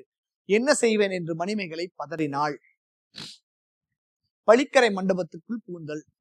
மணிமேகலை கூறியதை கேட்ட மயிலை போன்ற சாயலுடைய சுதமதி, எல்லாத்துக்குமே ஒரு ஓமைதான், மயில் போன்ற சாயலுடைய சுதமதி மணிமேகலை, சரி ஆமாண்டி எனக்கு அது மாதிரி தெரியுது, உனக்கு என்ன பிரச்சனை, ஏன் வராம்போடி, என்ன சரி நீ போய் இந்த ரூம்ல ஒளிஞ்சுக்க அப்படின்னு ஒளிய வைக்கிற மாதிரி பழிக்கரை மண்டபத்துக்குள்ள ஒளிய வச்சிடறான். உள்ள அவருக்கா, வெளிய இவனுக்கும் அவங்களுக்கு என்ன டிஸ்கஸ் நடக்குதுன்னு அடுத்த சீன் சொல்றான். யார் யாருக்கு? உதயகுமாரனும் சுதமதியும் வந்து, ஏன் நீங்க நிக்கிற, உனக்கு என்ன, நீ உனக்கு கேள்விப்பட்டிருக்கேன், நீ அந்த மாதிரி பண்ணாம ஒருத்தனை கூட்டிட்டு போய் உன வந்து கெடுத்து தூக்கி போட்டு போயினாமேன்றான். அப்ப அவ கதையை அவ சொல்லி அது இவனுக்கு வந்து அட்வைஸ் பண்ணி, அப்படி அட்வைஸ் பண்ணி முடிக்கிறப்ப இவ பயங்கரமா சொல்லுவா, இந்த உடம்புன்றது சென்ட் அடிக்காட்டி வாசனை திரவியங்கள் காட்டி நார ஆரம்பிச்சிடும், இந்த மனசு வந்து இப்படி இருக்கு இப்படி இருக்குன்னு சொல்லி புத்த கருத்துக்கெல்லாம் சொல்லி, நீ ஏன்டா இப்படி இருக்குன்னு சொல்லப்ப அவன் கொஞ்சம் கன்ஃபியூஸ் ஆகி, இவ சொல்றது கரெக்ட் தானே, நம்ம ஏன் இப்படி ஜல்லித்தனமா இருக்கும்னு நினைக்கிறப்ப ஹீரோயின் அப்படி என்ட்ரி ஆவா. இது எல்லாமே அவனுக்கு போயிடும். குடிக்க கூடாது கொல்லக்கூடாதுன்னு நினைச்சிட்டு அந்த ஓரமா அப்படி போனோன்னு படக்கன்னு உள்ள போயிடுறாங்கல்ல, அந்த மாதிரி எல்லா கருத்தும் சொன்னவனே கரெக்ட், இனிமேட்டு இப்படி இருக்கக்கூடாது அப்படின்னு நினைக்கிறப்ப தலைவி அப்படி என்ட்ரி ஆனவன், ஐயோ அப்படின்னு சொல்லிட்டு அப்படி போவான். கட் பண்றான் இந்த சீன். அப்படி இந்த பழிக்கரை கட் பண்ணிடுறான். மணிமேகலை கூறியதை கேட்ட மயிலை போன்ற சாயலுடைய சுதமதி கலவர அடைந்தாள். ஐயோ அடுத்த பஞ்சாயத்தாடா அப்படின்னு ஆயிட்டான். மணிமேகலையை பழிக்கரை மண்டபத்துக்குள் புகுத்தி ஒளித்து இருத்தினாள். பின்னர் அந்த அறையின் தாளை கோத்து விட்டு, அதோட கோத்துட்டு, இந்த எப்படி எத்தனை டிஸ்டன்ஸ் எழுதியிருக்காங்க, தான் மட்டும் மண்டபத்தின் வெளியே 5 வில்களின் இடைதூரத்திலாம், ரொம்ப பக்கத்துல உள்ள போயிடுவான்ல அவன். அப்ப 5 வில்லு, இப்பதானே உங்களுக்கு இதுல இத்தனை சென்டிமீட்டர் நம்ம எழுதுறோம், அப்ப நம்மளுக்கு தெரியாது இல்ல. அப்ப வில்ல வச்சு ஒரு 5 வில்லு அளவுல வந்து அவ ஓரமா நின்னா அப்படின்னு போட்டு, நின்று கொண்டு இருந்தாள். தலைவன் உள்ள வரான். உதயகுமாரன் பழிக்கரைக்குள்ள, அவன் ஆல்ரெடி என்ன பண்ணான், ஜெயிச்சுட்டு தேரோட பயங்கர படைபலத்தோட இருக்கான். படபட படபட படபட படபடன்னு உள்ள என்ட்ரி ஆகலாம். நீங்க அந்த எனக்கு தெரிஞ்சு பாஜிராவ் மஸ்தானியா பத்மாவதியான்னு தெரியல, பத்மாவதி தான் நினைக்கிறேன். ஹீரோ வந்து இப்ப எல்லாத்தையும் அடிச்சு கொண்டு இது பண்ணிருப்பான். அவன்கிட்ட சொல்லிடுவான், டேய் ஒரு அந்த கதை தெரியுமில்ல உங்களுக்கு, ஆல்ரெடி அவன் கல்யாணம் ஆகி எல்லாம் செட்டா இருப்பான். ஒரு பொண்ணு ஒருத்தர் ஃப்ளூட் இங்கிட்டு பார்த்தா ஒரு ஹீரோவும் ஒரு ஹீரோயினும் ரொம்ப சந்தோஷமா இருப்பாங்க. இத வந்து ஒரு ஃப்ளூட் வாசிக்கிற ஒரு பிராமணன் வந்து பாத்துரும். உடனே அவன் கூப்பிட்டு, நீ எனக்கு குருவா இருக்கமோ நான் அவனை விடுறேன், இல்ல அவன் கழுத்தை வெட்டிடுவேன், போயிரு, உனக்கு நான் இதுக்கு பிச்சை கொடுக்குறேன், ஓடிடுறான்னு சொல்லிடுவான். அது அவருக்கு ரொம்ப டிஸ்டர்ப் ஆகி சூப்பரா அந்த கேரக்டர், அந்த ஆளே பயங்கரமா இருக்கும். அந்த ஃப்ளூட் என்ன செய்ய வாசிக்க ஒரு இடத்துல போய் இந்த வில்லன்ட்ட போய் ஓரமா உட்காந்து வாசிக்கிறப்ப இவன் வந்து ஒரு பெண் கூட சந்தோஷமா இருக்கப்ப இந்த இசை வந்து பயங்கர டிஸ்டர்ப் ஆகும். டக்குன்னு ஏஞ்சிருவான். ஏஞ்சி பெட் எடுத்து, என்னடா அந்த மியூசிக், அவனை கூட்டு வாங்கடான், ஏன் அவனை கூட்டி வருவாங்க, கூட்டு வந்து என்னடா பிரச்சனை, நீ என்ன பெரிய சீன் போட்டு இருக்கு, அங்க போய் பாரு, பேரழகா இருக்கா, அவளை பாத்துக்கலான்னு நீ வந்து செத்துருவ, நீ பிறந்த பிறப்புக்கே அவதான் சொன்னீங்க, அவ்வளவு பெரிய ஆள் ஆவன்னு சொல்லிட்டு அவன் போற திரட்டி இந்த ஊருக்கு வருவான். ஊருக்கு வந்து அவருடைய பில்டிங் ஆப்போசிட்லயே வந்து இங்க ஸ்டே பண்ணி, நீ ஏன் வந்து உன் பொண்டாட்டிய விடு அப்படின்னு இங்க வெயிட் பண்ணுவான் ஹீரோ. ஹீரோ ஜெயிச்சு உள்ள போய் என்ன பண்ணா, அவ அந்த சிதை எரிஞ்சிருவாங்க. இவங்க அடுத்தவன் வந்து நம்மள இது பண்ணுவான்னு சொல்லி அந்த ஊர்ல இருக்க எல்லா பெண்களும் நெருப்புக்குள்ள வந்து செத்து போயிருவாங்கன்றத கதையா இருக்கும். ஆனா விஷுவலா வேற லெவல் மிரட்டிருப்பான். அந்த மாதிரி தலைவன் என்ன பண்ணான், உதயகுமாரன் ஒழிக்கும் சேனையையும் சவுண்ட் வரக்கூடிய வரான். விரைந்து செல்லும் தேரையும் பூஞ்சோலையின் வெளிப்புறம் நிறுத்தின. அவுட்ல நிப்பாட்டான், நீ யாரும் உள்ள வராத, வெயிட் பண்ண, நான் யாரை பார்க்க போறேன்னு சொல்லிட்டு வெளிப்புறம் நிறுத்திட்டு, பல மலர்கள் பூத்து குலுங்கும் பூம்பொழிலில் கதிரவன் தோன்றியது போல. இங்கதான் அவனை வந்து பிரைட்டாவே காட்டுறான். முன்னாடிதான் வந்து ரொம்ப சாஃப்டான அப்படி இப்படின்னு போடுறப்ப இங்கதான் வெளிச்சமா சூரியன் மாதிரி பல மலர்கள் பூத்து குலுங்கும் பூம்பொழிலில் கதிரவன் தோன்றியது போல உதயகுமாரன் சோலையில் புகுந்தோன்னே உங்களுக்கு கேள்வி கேட்கறான். போதுமா இன்னைக்கு? டயர்ட் ஆயிட்டீங்களா? இல்லையா? நல்லா இருக்குல்ல?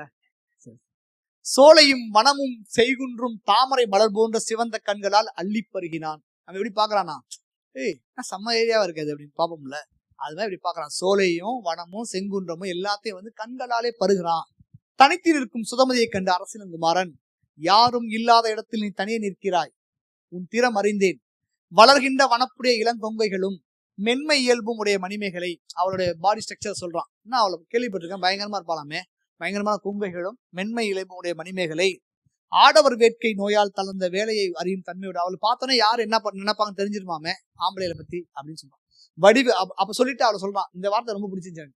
வடிவு பெறாத மழலை மொழி முற்று பெற்று. இந்த எகிறு இருக்குல்ல, இந்த எகிறு வந்து முத்தினா எப்படி இருக்குன்னு எழுதிருக்கான். அவ சின்ன பிள்ளைல இருந்து இந்த பருவத்துல இருந்து இந்த பருவத்துக்கு வந்திருக்கான்றத வடிவு பெறாத மழலை மொழி முற்று பெற்று அந்த குழந்தை வாய்ஸ் கட்டாயி அடுத்த ஸ்டேஜுக்கு போறாளாம்.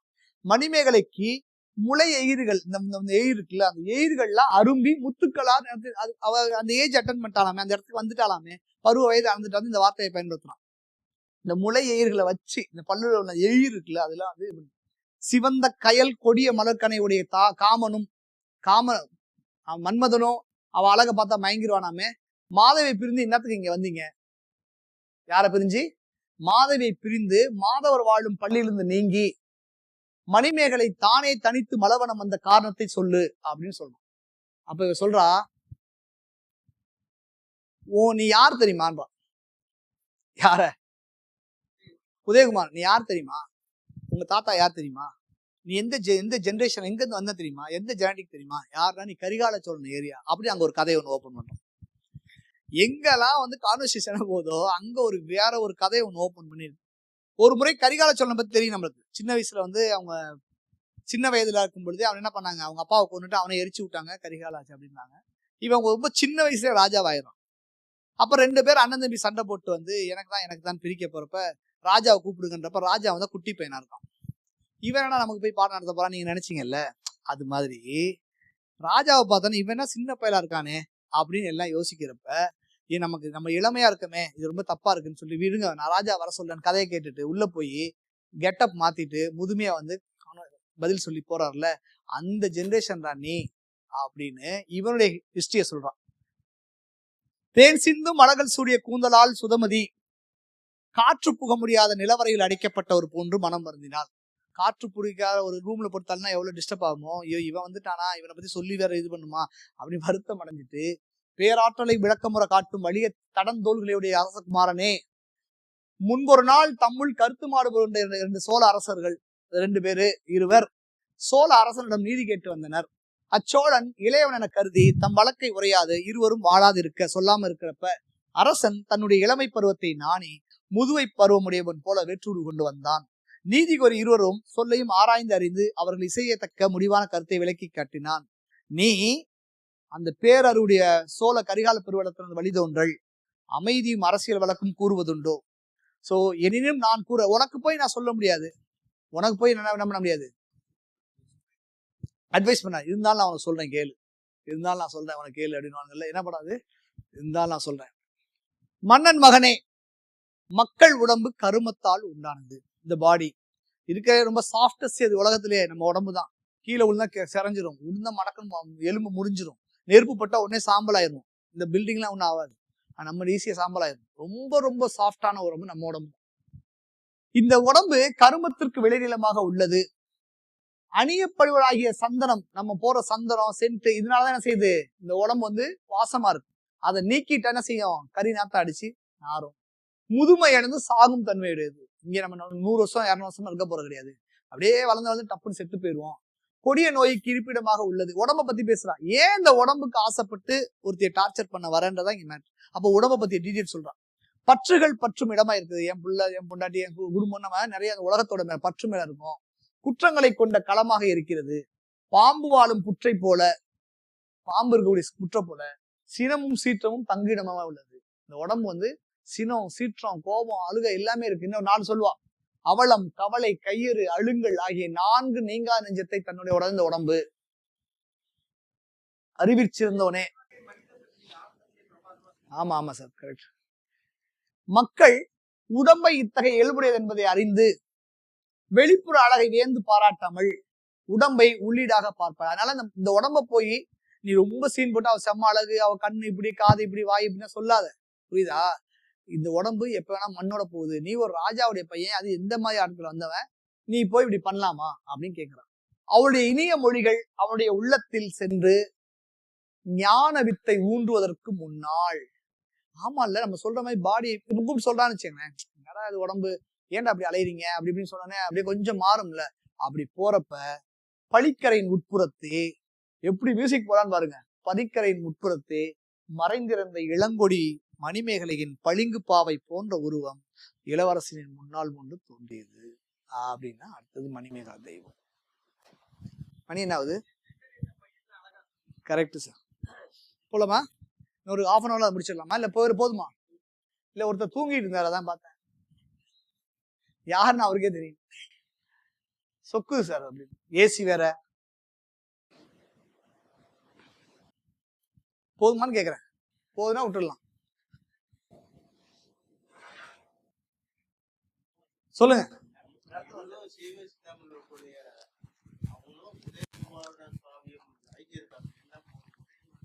இருக்கும். அது வேற.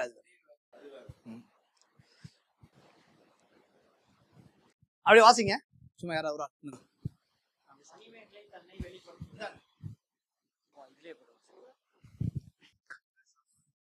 மணிமேகலை தன்னை வெளிப்படுத்துதல். உதயகுமரன் மனத்தை மயக்கிய மணிமேகலை அழகிய இளம் பொற்கொடி போன்றவள். ஒளி வீசும் திருமேனியுடைய தேவர்களும் கண்டு வியக்கும் வனப்பு உடையவள்.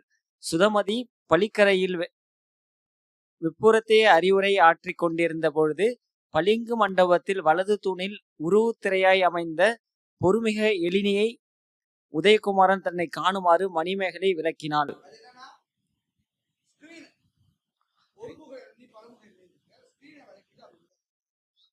பாவை கூத்து கூடி அவுணர் மோகித்து விழும்படி திருவாகிய செய்யோல் திருமகள் உருகொண்ட பாவையைப் போல மணிமேகலை தன் வடிவத்தை வெளிப்படுத்தினாள். மனம் கமழும் மலர்களை 5 அணகளையும் மீனை கொடியாகவும் உடைய மதனவேலும் மணிமேகலை வடிவம் தோன்றியவுடன் வெளிப்பட்டான்.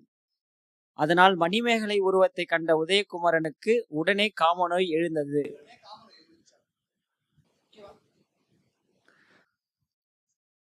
உதயகுமாரன் செயல்.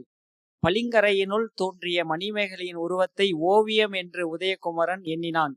அதை எழுத ஓவியன் தன் உள்ளத்தில் என்னவாறு கற்பனை செய்திருப்பானோ என்று வியந்தான்.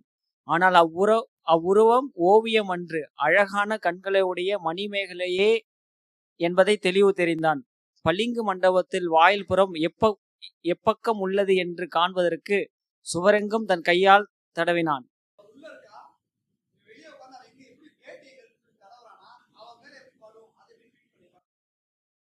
சுற்றி தடவும் பொழுது சித்திரை கைத்தொழிலால் அமைந்தது போன்று மணிமேகலையின் உருவம் எல்லா பக்கமும் தோன்றியது. பின்னர் சுதமதியை நோக்கி, உன்னுடைய இளங்கொடி போன்ற மணிமேகலையை எத்திரத்தாள் என உதயகுமரன் வினவினாள்.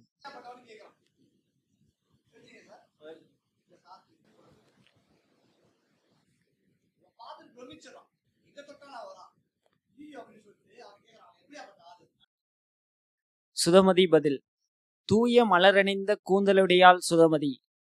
அரசிலங்குமார கிரௌஞ்ச மலையை வென்ற முருகனுடைய இளமையும் அழகும் உன்னிடம் உள்ளன. ஆனால் ஆராய்ந்து எடுத்த பசிய வளையல் அணிந்த மணிமேகலை உன்னுடைய இளமையும் அழகையும் தன்னுடைய கண்களால் அள்ளி பருக மாட்டாள். வினை வழி வந்த தவநெறியை மேற்கொண்டவள், சாபமாகிய அம்பு உடையவள், காமனை வெற்றி கொண்ட வாய்மை உடையவள் என்று அவனுக்கு அறிவுறுத்தினாள். கேக்குறான், புரியுதா? இப்ப சுதமதி சொல்றா, நீ அழகாதான் இருக்க, சூப்பரா தான் இருக்க, ஆனா உன் அழகெல்லாம் அங்கெல்லாம் செல்லுபடியா தம்பி, கிளம்பு அப்படின்றான். நீர் உன்னை இவன் கேக்குறான், அது எப்படி ஒரு பொண்ணு காமம் வராம இருக்கும்? காமம் என்பது இயல்பு தானே. நீர்பெருக்கு உடஞ்சி அடிச்சுட்டு வந்துச்சுன்னா எல்லாத்தோடைய அந்த மதில் உடஞ்சுதானே ஆகும். அப்ப அவளுக்கு லவ் வந்தா, காமம் வந்தா அவளுக்கு வரும்ல. சிஸ்டரு, சாமியாரு, இவங்களாம் மட்டும் என்ன அப்படின்னு கேக்குற மாதிரி கேக்குறான். ஆமா, கரெக்ட். நீர்பெருக்கு மிகுந்து விட்ட போது அதனை தாங்கும் அரணும் உண்டோ? அரண் அது கரை. அதை போலவே காமம் பொங்கி பெருக உண்டாகுமாயின், காமம் மட்டும் பொங்கி பெருங்க. இன்னைக்கு உலகத்துல உள்ள எல்லா கிரைமுக்கு பின்னாடி ஏன் காமம் இருக்குன்னா இதான் பிரச்சனை. இப்ப சாமியார் சிஸ்டர்ஸ் நம்ம ஏன் வழிபடுறோம்? இந்து சாமியா இருந்தாலும் சரி, முஸ்லீம் சாமியா இருந்தாலும் சரி, கிறிஸ்டின் சாமியா இருந்தாலும், ஏன்னா உடல்ல இருக்கக்கூடிய முக்கியமான ஒரு காம எண்ணத்தை அவங்க எப்படி தவிர்த்துட்டு போறாங்க. அதனாலதான் நம்ம அவங்களுக்கு எவ்வளவு சின்ன வயசா இருந்தாலும் மரியாதை கொடுக்குறோம் தான் மேட்டர். ஏன்னா காமத்தோட இயல்பு எவ்வளவு பெரிய ஆளா இருந்தாலும் காலி பண்ணி இயல்பு. அது ஒரு நாய் பன்னிப்பு எல்லாத்துக்குமே உள்ள ஒரு இயல்பு தான், ஒரு உடம்போட வேட்கை தான். நீர்பெருக்கு மிகுந்து விட்ட பொழுது அதனை தாங்கும் அரணும் உண்டோ? அதை போலவே காமம் பொங்கி பெருக உண்டாகுமாயின் அதனை உள்ளே அடக்கி நிறுத்தும் நிறையும் உண்டோ? அப்படியா? அப்படிலாம் ஒண்ணு இருக்கா அப்படி கேட்கறான். நீங்க பயங்கரமா கட்டுப்படுத்தி இருந்துவீங்கல்ல. சிறப்பு மிக்க பண்புடையவள் ஆனால் என்ன? அவ பெரிய பண்பு கிண்புன்ற நீ என்னமோ என்ன அது அவனோட ஈகோ டச் பண்ற மாதிரி தானே. நீ என்னதான் அழகா இருந்தாலும் அவனை பார்க்க முடியாதுன்னு சிறப்பு மிக்க பண்புள்ளாக இருக்கட்டும், ஓகே என பொறாமை கொண்ட உள்ளத்தோடு கூறினான். அதுக்கு அவ சொல்றா, பழிக்கரை விட்டு நீங்கும் முன்னர் சுதமதியின் வரலாற்றை அறிய உதயகுமாரன் இருந்தா. சரி, இது அப்படியா, சரி போய் தொலைங்க அப்படின்னு சொல்லிட்டு கிளம்புறப்ப, ஆமா உன்னை கேள்விப்பட்டேன், நீ அந்த இவன் அவன் பேருனா ஒரு ஆமா ஒருத்தவனை தூக்கிட்டு போய் மேலே கெடுத்து அமிச்சிட்டானாமே, ஊர் ஃபுல்லா அவன் அப்படி சொல்றானுங்க, உன் கதை தான் என்ன அப்படின்றப்ப அவங்க அப்பா கதையை அவ சொல்றான். பழிக்கரை விட்டு சொல்றான், அழகிய சிவந்த சாயலுடைய சுதமதி ஆரவாரம் மிகுந்த இந்த போரூரில் பலராலும் நீ ஒரு வித்தியாதரனால் சமண பள்ளியில் கைவிடப்பட்ட மெல்லியல் என்றே கூறப்படுவள் அல்லவா? ஆகிலேயே அச்சமண முனிவர்கள் வாழும் இடத்தை விட்டு, அந்த சமண முனிவர்கள் இருக்க இடத்தை விட்டுட்டு நீ ஏன் சமணர்கள் கிறிஸ்டின் இந்து பிரச்சனை, முஸ்லீம் இந்து பிரச்சனை மாதிரி சமணர்களுக்கும் பௌத்தர்களுக்கும் அன்னைக்கு பெரிய பஞ்சாயத்து. அதே மாதிரி வைரவர்களுக்கும் இவங்களுக்கும் சைவர்களுக்கும் பிரச்சனை இருந்துச்சு. அப்ப அந்த கொள்கையை உடைக்கிற மாதிரி கேட்கறான். ஆமா நீ சமண பள்ளியில் தான் இந்த என்னத்துக்கு நீ இங்க வந்த அப்படின்னு கேட்கறான். சமண முனிவர்கள் வாழும் இடத்தை விட்டு புத்தர் அருளிய அறநெறியை தழுவிய மணிமகன் இங்க காரணத்தை கூறு அப்படின்னா, எங்க அப்பா நான் அப்படியெல்லாம் கெட்டு போனேன்னு தெரிஞ்ச உடனே நாங்க பிராமின் அது சொல்லுவார்ல, ஆல்ரெடி இரு பிறப்பாளன்னு ஒன்று சொன்னாங்கல்ல, அது மாதிரி நாங்க ஆல்ரெடி அந்த பஞ்சாயத்து இருந்துச்சு. நான் அப்படி கெட்டு போன தெரிஞ்சேன்னா மத்தவங்களா இருந்தா என்ன செய்வாங்க, எங்க கேஸ்ட்ல அந்த பொண்ணை அக்செப்ட் பண்ண மாட்டாங்க பிராமணர்கள்ல. ஆனா எங்க அப்பா எனக்கு அந்த பிராமணமே வேணாம், நான் என் பொண்ணு தான் வேணும்னு சொல்லி என் கூட இருந்துட்டு ஒவ்வொரு இடமா போய் பிச்சை எடுத்து எனக்கு சாப்பாடு போட்டு வளர்த்து இருந்தாரு. திடீர்னு அவர் அங்க ஒரு ஆக்சிடென்ட் பிளாக், ஒரு மாடு அவர் வயிற்ற குத்தி கிழிச்சு, ஒரு குழந்தை பெத்த மாடுன்னு போறோம், ஒரு குழந்தை பெத்த மாடு எங்க அப்பாவை வயிற்ற குத்தி கிழிச்சிருச்சு. அப்ப நாங்க தூக்கிட்டு போய் இந்த சமண முனிவர்கள் இருக்க இடம் தானே, நாங்க தானே இருந்தேன்னு சொல்லிட்டு கூட்டிட்டு போய் எங்க அப்பா காப்பாத்து நான் கத்தி கதறினேன். ஆனா ஒரு சமண முனிவர் கூட இது எங்களுடைய வேலை கிடையாது, நாங்க நெருப்பு ரத்தத்தெல்லாம் தொட மாட்டோம், நீ வெளியே போன்னு சொல்லி துரத்திட்டாங்க. அப்ப ஒரு புத்த துறவி எங்க அப்பாவை கட்டுக்கட்டுலாம் போட்டு சரி பண்ணாரு. அதுலதான் நான் இங்க வந்தேன்னு சொன்னேன். அந்த மத கருத்துக்களே அங்கங்க அடி டச் பண்ணி இவங்க மோசமானவங்க, நாங்களாம் நல்லவங்க அப்படின்றத சொல்றாங்க. வீர கடல் அணிந்த இளவரசே, உன்னுடைய மாலை வாழ்க, தீய நெறியில் செல்லாத நெஞ்சமுடையவனாகுக, கடல் சூழ்ந்த உலகத்தை ஆளும் மன்னனே, மணிமேகலையின் நான் வந்த காரணத்தை கேட்டருள். என்னுடைய தந்தை என்னுடைய தாயை இழந்தவர், அம்மா அப்பா இல்ல. ஏன்னா ஏன் அவங்க அம்மாவும் கூட வந்திருக்கலாம் இல்லைன்னா அவங்க அம்மாவும் இல்ல. உறுதியுடைய உள்ளமுடைய எங்க அப்பா ரொம்ப ஸ்ட்ராங்கான ஆளு, பட்டினி விரதம் இருந்து உண்ணும் நோம்புடையவர், எப்பயுமே அவர் ஃபுல்லா ஆச்சாரமா இருப்பாரு. மலைவளம் தரத்தக்க நெருப்பை வளர்த்து பூசிப்பவர். நான் என்னுடைய தீய வினையால் மாறுத வேகன் என்ற விஞ்சையினால் வசப்படுத்தப்பட்டு பிழை மனம் எய்தினேன். அதை பிழை மனம்னு சொல்றான், திருமணம் மாதிரி பிழை மனம்னு சொல்றான். என்னை காணாமல் என் தந்தை வருந்தினார். பின்னர் குமரி கடலில் வானரங்கள் கட்டிய பெரிய நீர்த்துறையில் நீராட செல்லும் மக்கள் பலரோடு சேர்ந்து அவர் எப்படி வந்தான்னு சொல்றாங்க. ஸ்ரீலங்கால ஒரு கேங் வந்துச்சு, அந்த கேங்ல எங்க அப்பா வந்துட்டான்னு சொல்லுவோம்ல, அது மாதிரி இவர் என்ன சொல்றாருன்னா, குமரி கடல்ல வானரங்கள்னா யாரு, அந்த குரங்கு இனங்கள், கட்டிய பெரிய நீர்த்துறையில் நீராடச் செல்லும் மக்கள் பலரோடு தானும் சேர்ந்து சென்றார். செல்லுமிடங்கள் எல்லாம் என் தகைமையால் என்னை தேடினார். காவிரி கடலில் கலக்கும் பெருந்துறை நீராட வரும் பார்ப்பனோடு இந்த பார்ப்பட்டினம் வந்தார். இங்கு என்னை கண்டு ஒரு நடிகர் கமலஹாசனுக்கு வந்து ஒரு பாகிஸ்தானி எழுத்தாளர் பயங்கர ரொம்ப பிடிக்கும். அவர் பேர் என்ன தெரியுமா உங்களுக்கு? மறந்துருச்சு. மண்டோ. அவருடைய ஒரு கதை திறன்னு ஒரு கதை இருக்கு, ஒரு சிறுகதை. அந்த கதை படிச்சு பாருங்க. ஒரு அப்பா வந்து இந்த பாகிஸ்தானும் இந்தியாவும் பிரிஞ்ச பொழுது தன்னுடைய மகளை காணான்னு தேடிட்டு அலைவாரு. ரொம்ப பயங்கரமான கதை. அது படிச்சோம்னா ஒரு மாதிரி 2 நாள் தூக்கும். அந்த கதையை தான் தூக்கி கமல் அப்படியே வந்து மகாநதியில வந்து வச்சிருப்பாரு. தன்னுடைய பொண்ணை வந்து ஒரு ப்ராஸ்டியூட் இடத்துல வந்து விட்ட அந்த கதையை வந்து அந்த கதையும் பயங்கரமா இருக்கும். அதுக்கு இந்த சீன் பயங்கரமா இருக்கும். எடுத்து எப்படி வைக்கிறது தான் மேட்ரு. எப்படி வைக்கிறோம், எவ்வளவு அழகா வச்சுக்கிறோம் தான் மேட்ரு. இது ஒரு அப்பாவும் மகளை தேடி போற மாதிரி. என்னை பார்த்துட்டு என் மகளே இங்கு எவ்வாறு வந்தாய் என்ற துயரத்தோடு வினவி என்னை தழுவி என் மீது வற்றாத கண்ணீர் சொரிந்து வருந்தினார். ஒரு பயங்கரமான ஒரு எமோஷனல் சீன். பிழைமனம் எய்திய நான்மறை ஓதும் பார்ப்பனோடு இங்கு இருக்க தகுதியற்றவள். ஆயினும் என் தந்தை என் மீது மிக்க அன்பு கொண்டவர். ஆதலால் என்னை கைவிடாது இறந்துண்டு என்னை காத்து வந்தார். இப்பூம்புகாரில் பரவி கிடக்கும் பல இல்லங்கள் தோறும் சென்று வந்தார். இப்படி பிச்சை எடுத்து எங்க அப்பா போயிட்டு இருக்கப்ப ஒரு புள்ள பெத்த ஒரு மாடு வந்து எங்க அப்பா குத்தி தூக்கி இருந்துச்சு. ஒரு நாள் அண்மையில் கன்று என்ற நிலையுடைய ஒரு பசு என் தந்தை மேற்பாய்ந்து வயிற்றில் குத்தி புண்ணாக்கியது. பெருங்குடல் வெளிவந்து விட்டது. அப்படியே குடல்லாம் கொட்டிருச்சு. தனக்குற்ற துன்பத்தை தாங்க மாட்டாதவராய் தன்னுடைய மகள் இருந்த இடமாதலால் ஆதரிப்பார் நினைத்தார். சரியாமா இவங்களை இங்க போனோம்னா காப்பாத்திடுவாங்க, இந்த ஹாஸ்பிட்டல் போனா காப்பாத்தான மாதிரி சமணப்பள்ளிக்கு ஒடியாரா. அலரி மாலையை உள்ளங்கையில் கொண்டார் போல.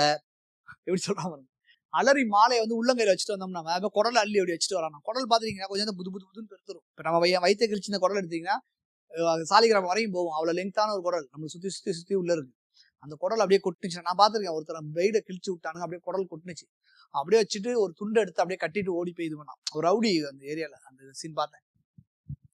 அலரி மாலையை உள்ளங்கையில் கொண்டாரு போல நீண்ட பெருங்குடலை நினைத்துடன் நினம்னா என்னது, சலம் ரத்தம் இதெல்லாம் கையில் ஏந்தி கொண்டு சமணப்பள்ளியை நாங்க அடைஞ்சோம்.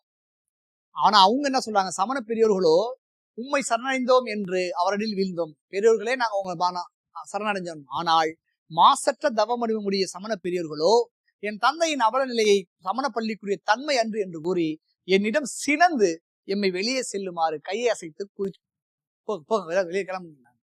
ஈவு இரக்கமில்லாமல் வெளியேற்றப்பட்டு எங்கள் கண்களில் பெருகும் கண்ணீரோடு வீதியில் நின்றோம். போவோர் வருவோர் எல்லாரையும் பாதுகாப்பீர், யாரும் இருக்கீங்களா நாங்க கத்துன்னு கத்துனோம். எமோஷனல் வேற லெவல்ல போய் சீன்லாம் பண்ணீங்கன்னா. அந்த நேரத்துல சங்க தருமன் என்ன ஒரு புத்தன் வந்தான். தவமுனிவன் வேளையில் சங்க தருமன் என்னும் அவளியே வந்தான். அவனை தொடும் மாடங்களுடைய இல்லங்கள் தோறும் செல்பவன். வானை தொடும் இல்லங்கள் தோறக்கூடிய அவன் போகக்கூடியவன். வானை தொடக்கூடிய மாடங்களுடைய இல்லங்கள் சேர்வன். கையில் பிச்சை பாத்திரம் உடையோன். கதிரவன் காயும் முச்சு பொழுதும் அப்படியே போயிட்டு என்ன பண்றான், அவன் தான் காப்பாத்துறான். அவன் யாரை காப்பாத்திட்டான், அதனால நாங்க இங்க வந்தோம் அப்படின்னு சொல்றான். அவன் தான் எனக்கு வந்து புத்தனுடைய பெருமைகள் சொன்னான். புத்தனுடைய பெருமை என்ன, புத்தன் எங்கள் இறைவன், இயல்பாக அமைந்த நற்குண குணங்கள் சீலன், குற்றமற்ற குணங்கள் இலக்கியமாக உள்ளோன், உலக நெறியுடைய இந்த பல பிறப்புகள் அப்படின்னு புத்தருடைய எல்லா டீட்டெயிலையும் அவர் எப்படியாப்பட்டவர்னு அவரோட கேரக்டர் செட்சை இங்க சொல்லிடுறாங்க.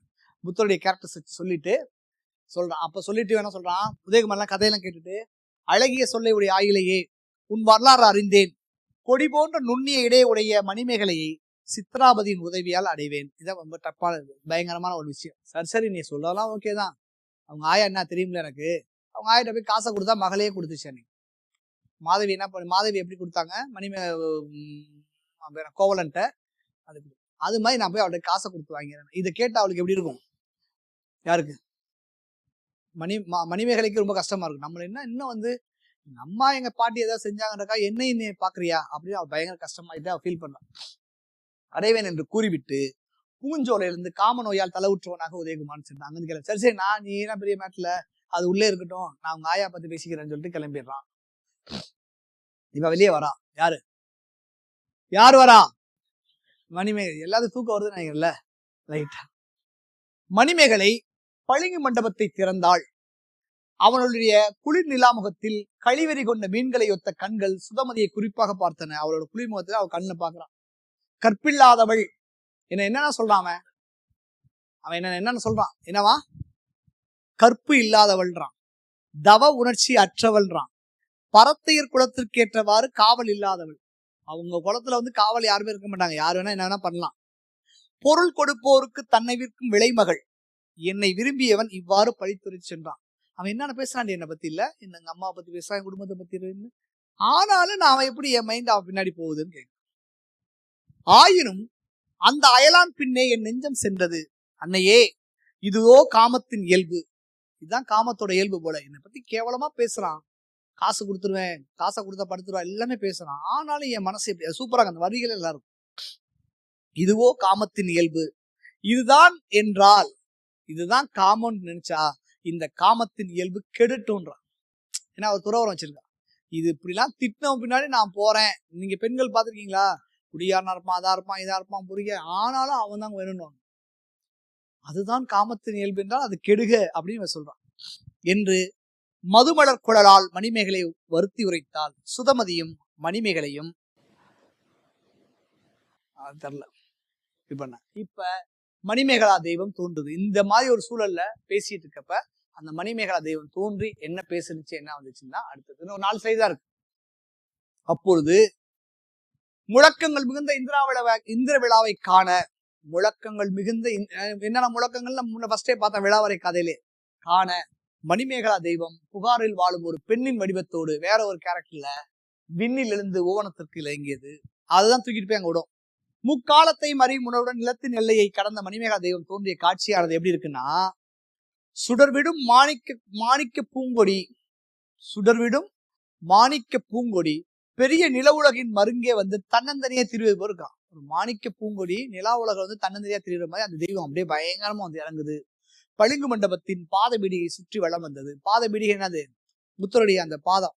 இப்ப பெண்களை வந்து வர்ணிக்கணும்னா தலையில இருந்து கால் வர்ணிக்கணும், கேசாதி பாதம்ன்றாங்க. கடவுளை வர்ணிக்கிறப்ப பாதாதி கேசம், உன் பாதத்துல இருந்து நான் ஸ்டார்ட் பண்ணி அப்படி போறேன். அது குரு கண்ணதாசன் எழுதிப்பாரு, அழகே அழகேன்னு ஒரு பாட்டு, அழகே அழகு அப்படின்னு வரல. அந்த மாதிரி மேல இருந்து வர்ணிக்கணும். சாமியை வர்ணிக்கிறப்ப கால்ல இருந்து வர்ணிக்கணும். தெய்வம் புத்தனை வாழ்த்தல். அவ வந்து மணிமேகலா தெய்வம் இறங்கி புத்தருடைய பாதத்துல போய் சாமி கும்பிடுது.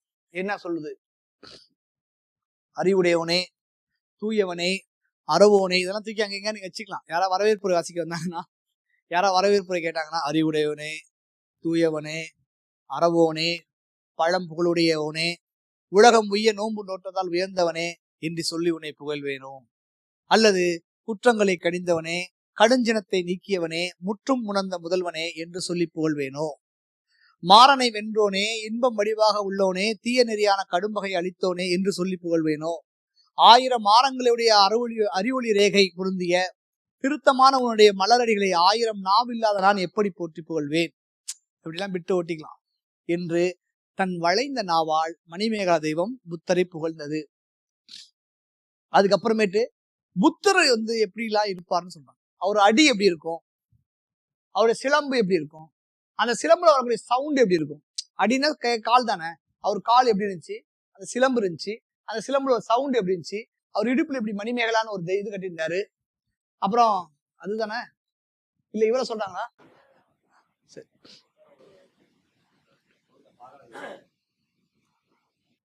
இது இவ்வளவு சொல்றாங்க. யார, மணிமேகலா தெய்வத்தை சொல்றாங்க. மணிமேகலா தெய்வம் எப்படி இருக்கு அப்படின்னா, புகார் என்னும் பூங்கொடி போன்ற நங்கை அறிவின் எல்லையை கடந்தவளாக, அவருக்கு ஃபர்ஸ்ட் புத்தரை சொல்லிட்டு அடுத்த மணிமேகலா தெய்வத்தை பத்தி சொல்றாங்க. நல்ல நீரை உடைய அகலியை அடியாகவும், சிறந்த மலர்களை தெளிவான வரியுடைய சிலம்பாகவும், பறவைகள் ஒளிய சிலம்புல வர சவுண்டாகவும், மதில்களையும் மதில் உறுப்புகளையும் ஒளி வீசும் மேகலைனா இடுப்புல ஒரு இது போடுவாங்க, அது வந்து அந்த மதில்கள்ல வரக்கூடிய மணி மாதிரி இருக்கு அப்படின்றாங்க. கோட்டை வாயிலில் நிற்கும் பெரிய கொடிக்கம்பத்தை தோளாக உடையவள், ஷோல்டர் ஸ்கின் எல்லாம் எதிரெதிரே அவருடைய அந்த மார்பகத்துக்கு சொல்றாங்க. எதிரெதிரே ஓங்கி உயர்ந்த கற்பக தருவு நிற்கும் கோயிலும் வச்சிரப்படை நிற்கும் கோயிலும் 2 இருந்த மாதிரி 2 மார்பகம் இருக்கு. அத்திமாலை சூடும் சோழனுக்கு பெரிய அணையில கட்டப்பட்ட ஊழிகள் தோறும் நேர்நிலை இருக்கக்கூடிய அரண்மனையை வந்து திருமுகமா வச்சிருக்கா. சாமினா எவ்வளவு பெருசா சொல்லணும்ல, அது மாதிரி சொல்றான். அரண்மனையே வந்து திருமுஞ்சி மாதிரி இருக்கு. அங்க வைக்கிறப்ப நிலா மாதிரி முகம், தாமரை மாதிரி முகம்னு சொல்லிட்டு இவ்வளவு வந்து அரண்மனை மூஞ்சி மாதிரி இருக்கு. இப்படி இருக்கப்ப இந்த கீழ்த்திசையில் தோன்றும் வளர்ச்சியாக இல்லாம அந்த மாதிரி டைம்ல மார்னிங்ல இருந்து வந்து அப்படியே அந்தி பொழுது வந்தது. அப்ப ஈவினிங் வந்தா என்ன நடக்கும்னு போட்டிருக்காங்க. அவ்வளவுதான் முடிஞ்சு. அவ்வளவு 2 தான் இருக்கு. ஓகே, மணிமேகலை தெய்வத்தை வாழ்த்திட்டு அந்தி மாலை வந்துச்சுன்னா, ஈவினிங் வந்தா என்ன நடக்கும் அப்படின்னா, மலர்ந்த தாமரையில் தன்னை மறந்து விளையாடி கொண்டிருந்த பெண் அன்னத்தை, என்னவா, மலர்ந்த தாமரையில் தன்னை மறந்து விளையாடி கொண்டிருந்த பெண் அன்னத்தை தாமரை மலர் குவிந்து தன்னுள் அடக்கியது. ஒரு தாமரை மலர் மேல ஒரு அன்னப்பறவை உட்கார்ந்து விளையாண்டுட்டு இருக்கான். ஈவினிங் ஆனா என்ன ஆகும், பூ மூடிடும். அதை தெரியாம அப்படியே மூடிடுச்சான். ஆம்பளை அண்ணன் வந்து எங்க அவன் பொண்டாட்டிக்காரன் தேடி அதை கூட்டிட்டு போகுது மேல அப்படின்னு சொல்றான். தாமரை பூவின் கட்டு சிதைமாறு அடிச்சிருச்சான். அன்னச்சேவல் அதனை கிழித்து தன் பேடையை அழைத்து கொண்டு, அது உள்ள இருக்க தாமரை மலை மேல அன்னப்பறவை வந்து அப்படியே லாக் ஆயிடுச்சான். ஐயோ என் பொண்டாட்டியை மூடுதான்னு சொல்லி வந்து அந்த இதை கிழிச்சு விட்டு தான் பொண்டாட்டியை கூட்டிட்டு உயர்ந்த மடல் மீது எங்க பக்கத்துல கூடிய பெரிய மடல் மேல ஏறிச்சான். சேவலை விட்டு இரவில் சிறிதும் பிரிதறியாத அன்றில் பறவையின் பேடு மெல்லிய குரலால் கூவி சேவலை அழைத்தது. அங்கிட்டு பார்த்தா இன்னொரு வந்து வா வா வான்னு ஆண் சேவல் பெண் சேவல் நைட் ஆச்சுன்னு சொல்லி கூப்பிடுதுங்க. கதிரவன் மறைய அந்திப்புழு வருவை கூறியது. இப்படி இருக்கக்கூடிய அந்த இடத்துல செந்நிற பசுக்கள் தன்னுடைய குழந்தைய காணாம ஈவினிங் ஆச்சேன்றதுக்காக பால் அப்படியே சொரிஞ்சு இதாவது அந்த இடத்துல தேர் போன இடத்துல எல்லாம் புழுதி கிளம்பும்ல, அந்த புழுதிய வந்து இந்த பால் வந்து அமுக்கிச்சு அப்படின்னு போடுறோம். ஓகே, சோ அந்தி மாலை வந்தனால அந்தனர் செந்தி வளர்க்குறாங்க. ஈவினிங்னால அந்தனர் என்ன பண்ணாங்க, செந்தி வளர்க்குறாங்க. பொம்பளைகள் லேடிஸ்லாம் என்ன செய்யறாங்க, பாவை விளக்கு ஏற்றுறாங்க. பாணர் இனிய மருதப்பண்ணை வாசிக்க அப்படியே மியூசிக் ஆரம்பிச்சுறாங்க. துளியிலே அப்படின்னு அவங்க ஈவினிங் ஒரு பாட ஆரம்பிச்சாரு. ராசாத்தி ஒண்ணு அப்படின்னு அவர் பாட ஆரம்பிச்சார் நைட். ஆனா அந்த சீன்லாம் இருக்கும் பாருங்களேன். கட் பண்ணா ஒரு குழந்தைய ஆட்டிட்டு இருப்பாங்க, இது பண்ணுவாங்க, ஒருத்தங்க பாட்டு பாடைய. கோவலர் தம் வேய்குழலில் முல்லை பண்ணை இசைத்தனர். அந்த இவங்க எல்லாம் வந்து முல்லை பண்ணை இசைக்கிறாங்க. போர்க்களத்தில் செமையா இருக்கு. இன்னும் அங்க தானே இதாயிடுச்சு. போர்க்களத்தில் தன் கணவனை இழந்து தன்னுடைய தந்தை தமையன் ஆகிய உற்றோடும் செல்லும் ஒரு மங்கையை போலன்னா, போர்க்களத்துல புள்ள புருஷன் எல்லாத்தையும் இழந்துட்டு ஒரு பொண்ணு ரொம்ப சோகமா போனா எப்படி இருக்குமோ அது மாதிரி கதிரவனை இழந்த முடிவில்லாத துன்பத்தை பெற்று கதிரவனை இழந்த ஈவினிங் சூரியன் போனதுக்கு அப்புறம் பசலை நிறம் படர்ந்த உடலுடைய அந்தி பொழுது என்ற பெண் ஒருத்தி புகார் நகரம் பக்கம் வந்து தங்கினாள் அப்படின்னு போட்டு. இதுதான் மணிமேகலா தெய்வம் உள்ள வரது. இனிமேல் மணிமேகலா தெய்வம் எப்படி கூட்டிட்டு போய் காப்பாற்ற போகுது அப்படின்றதான் மற்ற காட்சி.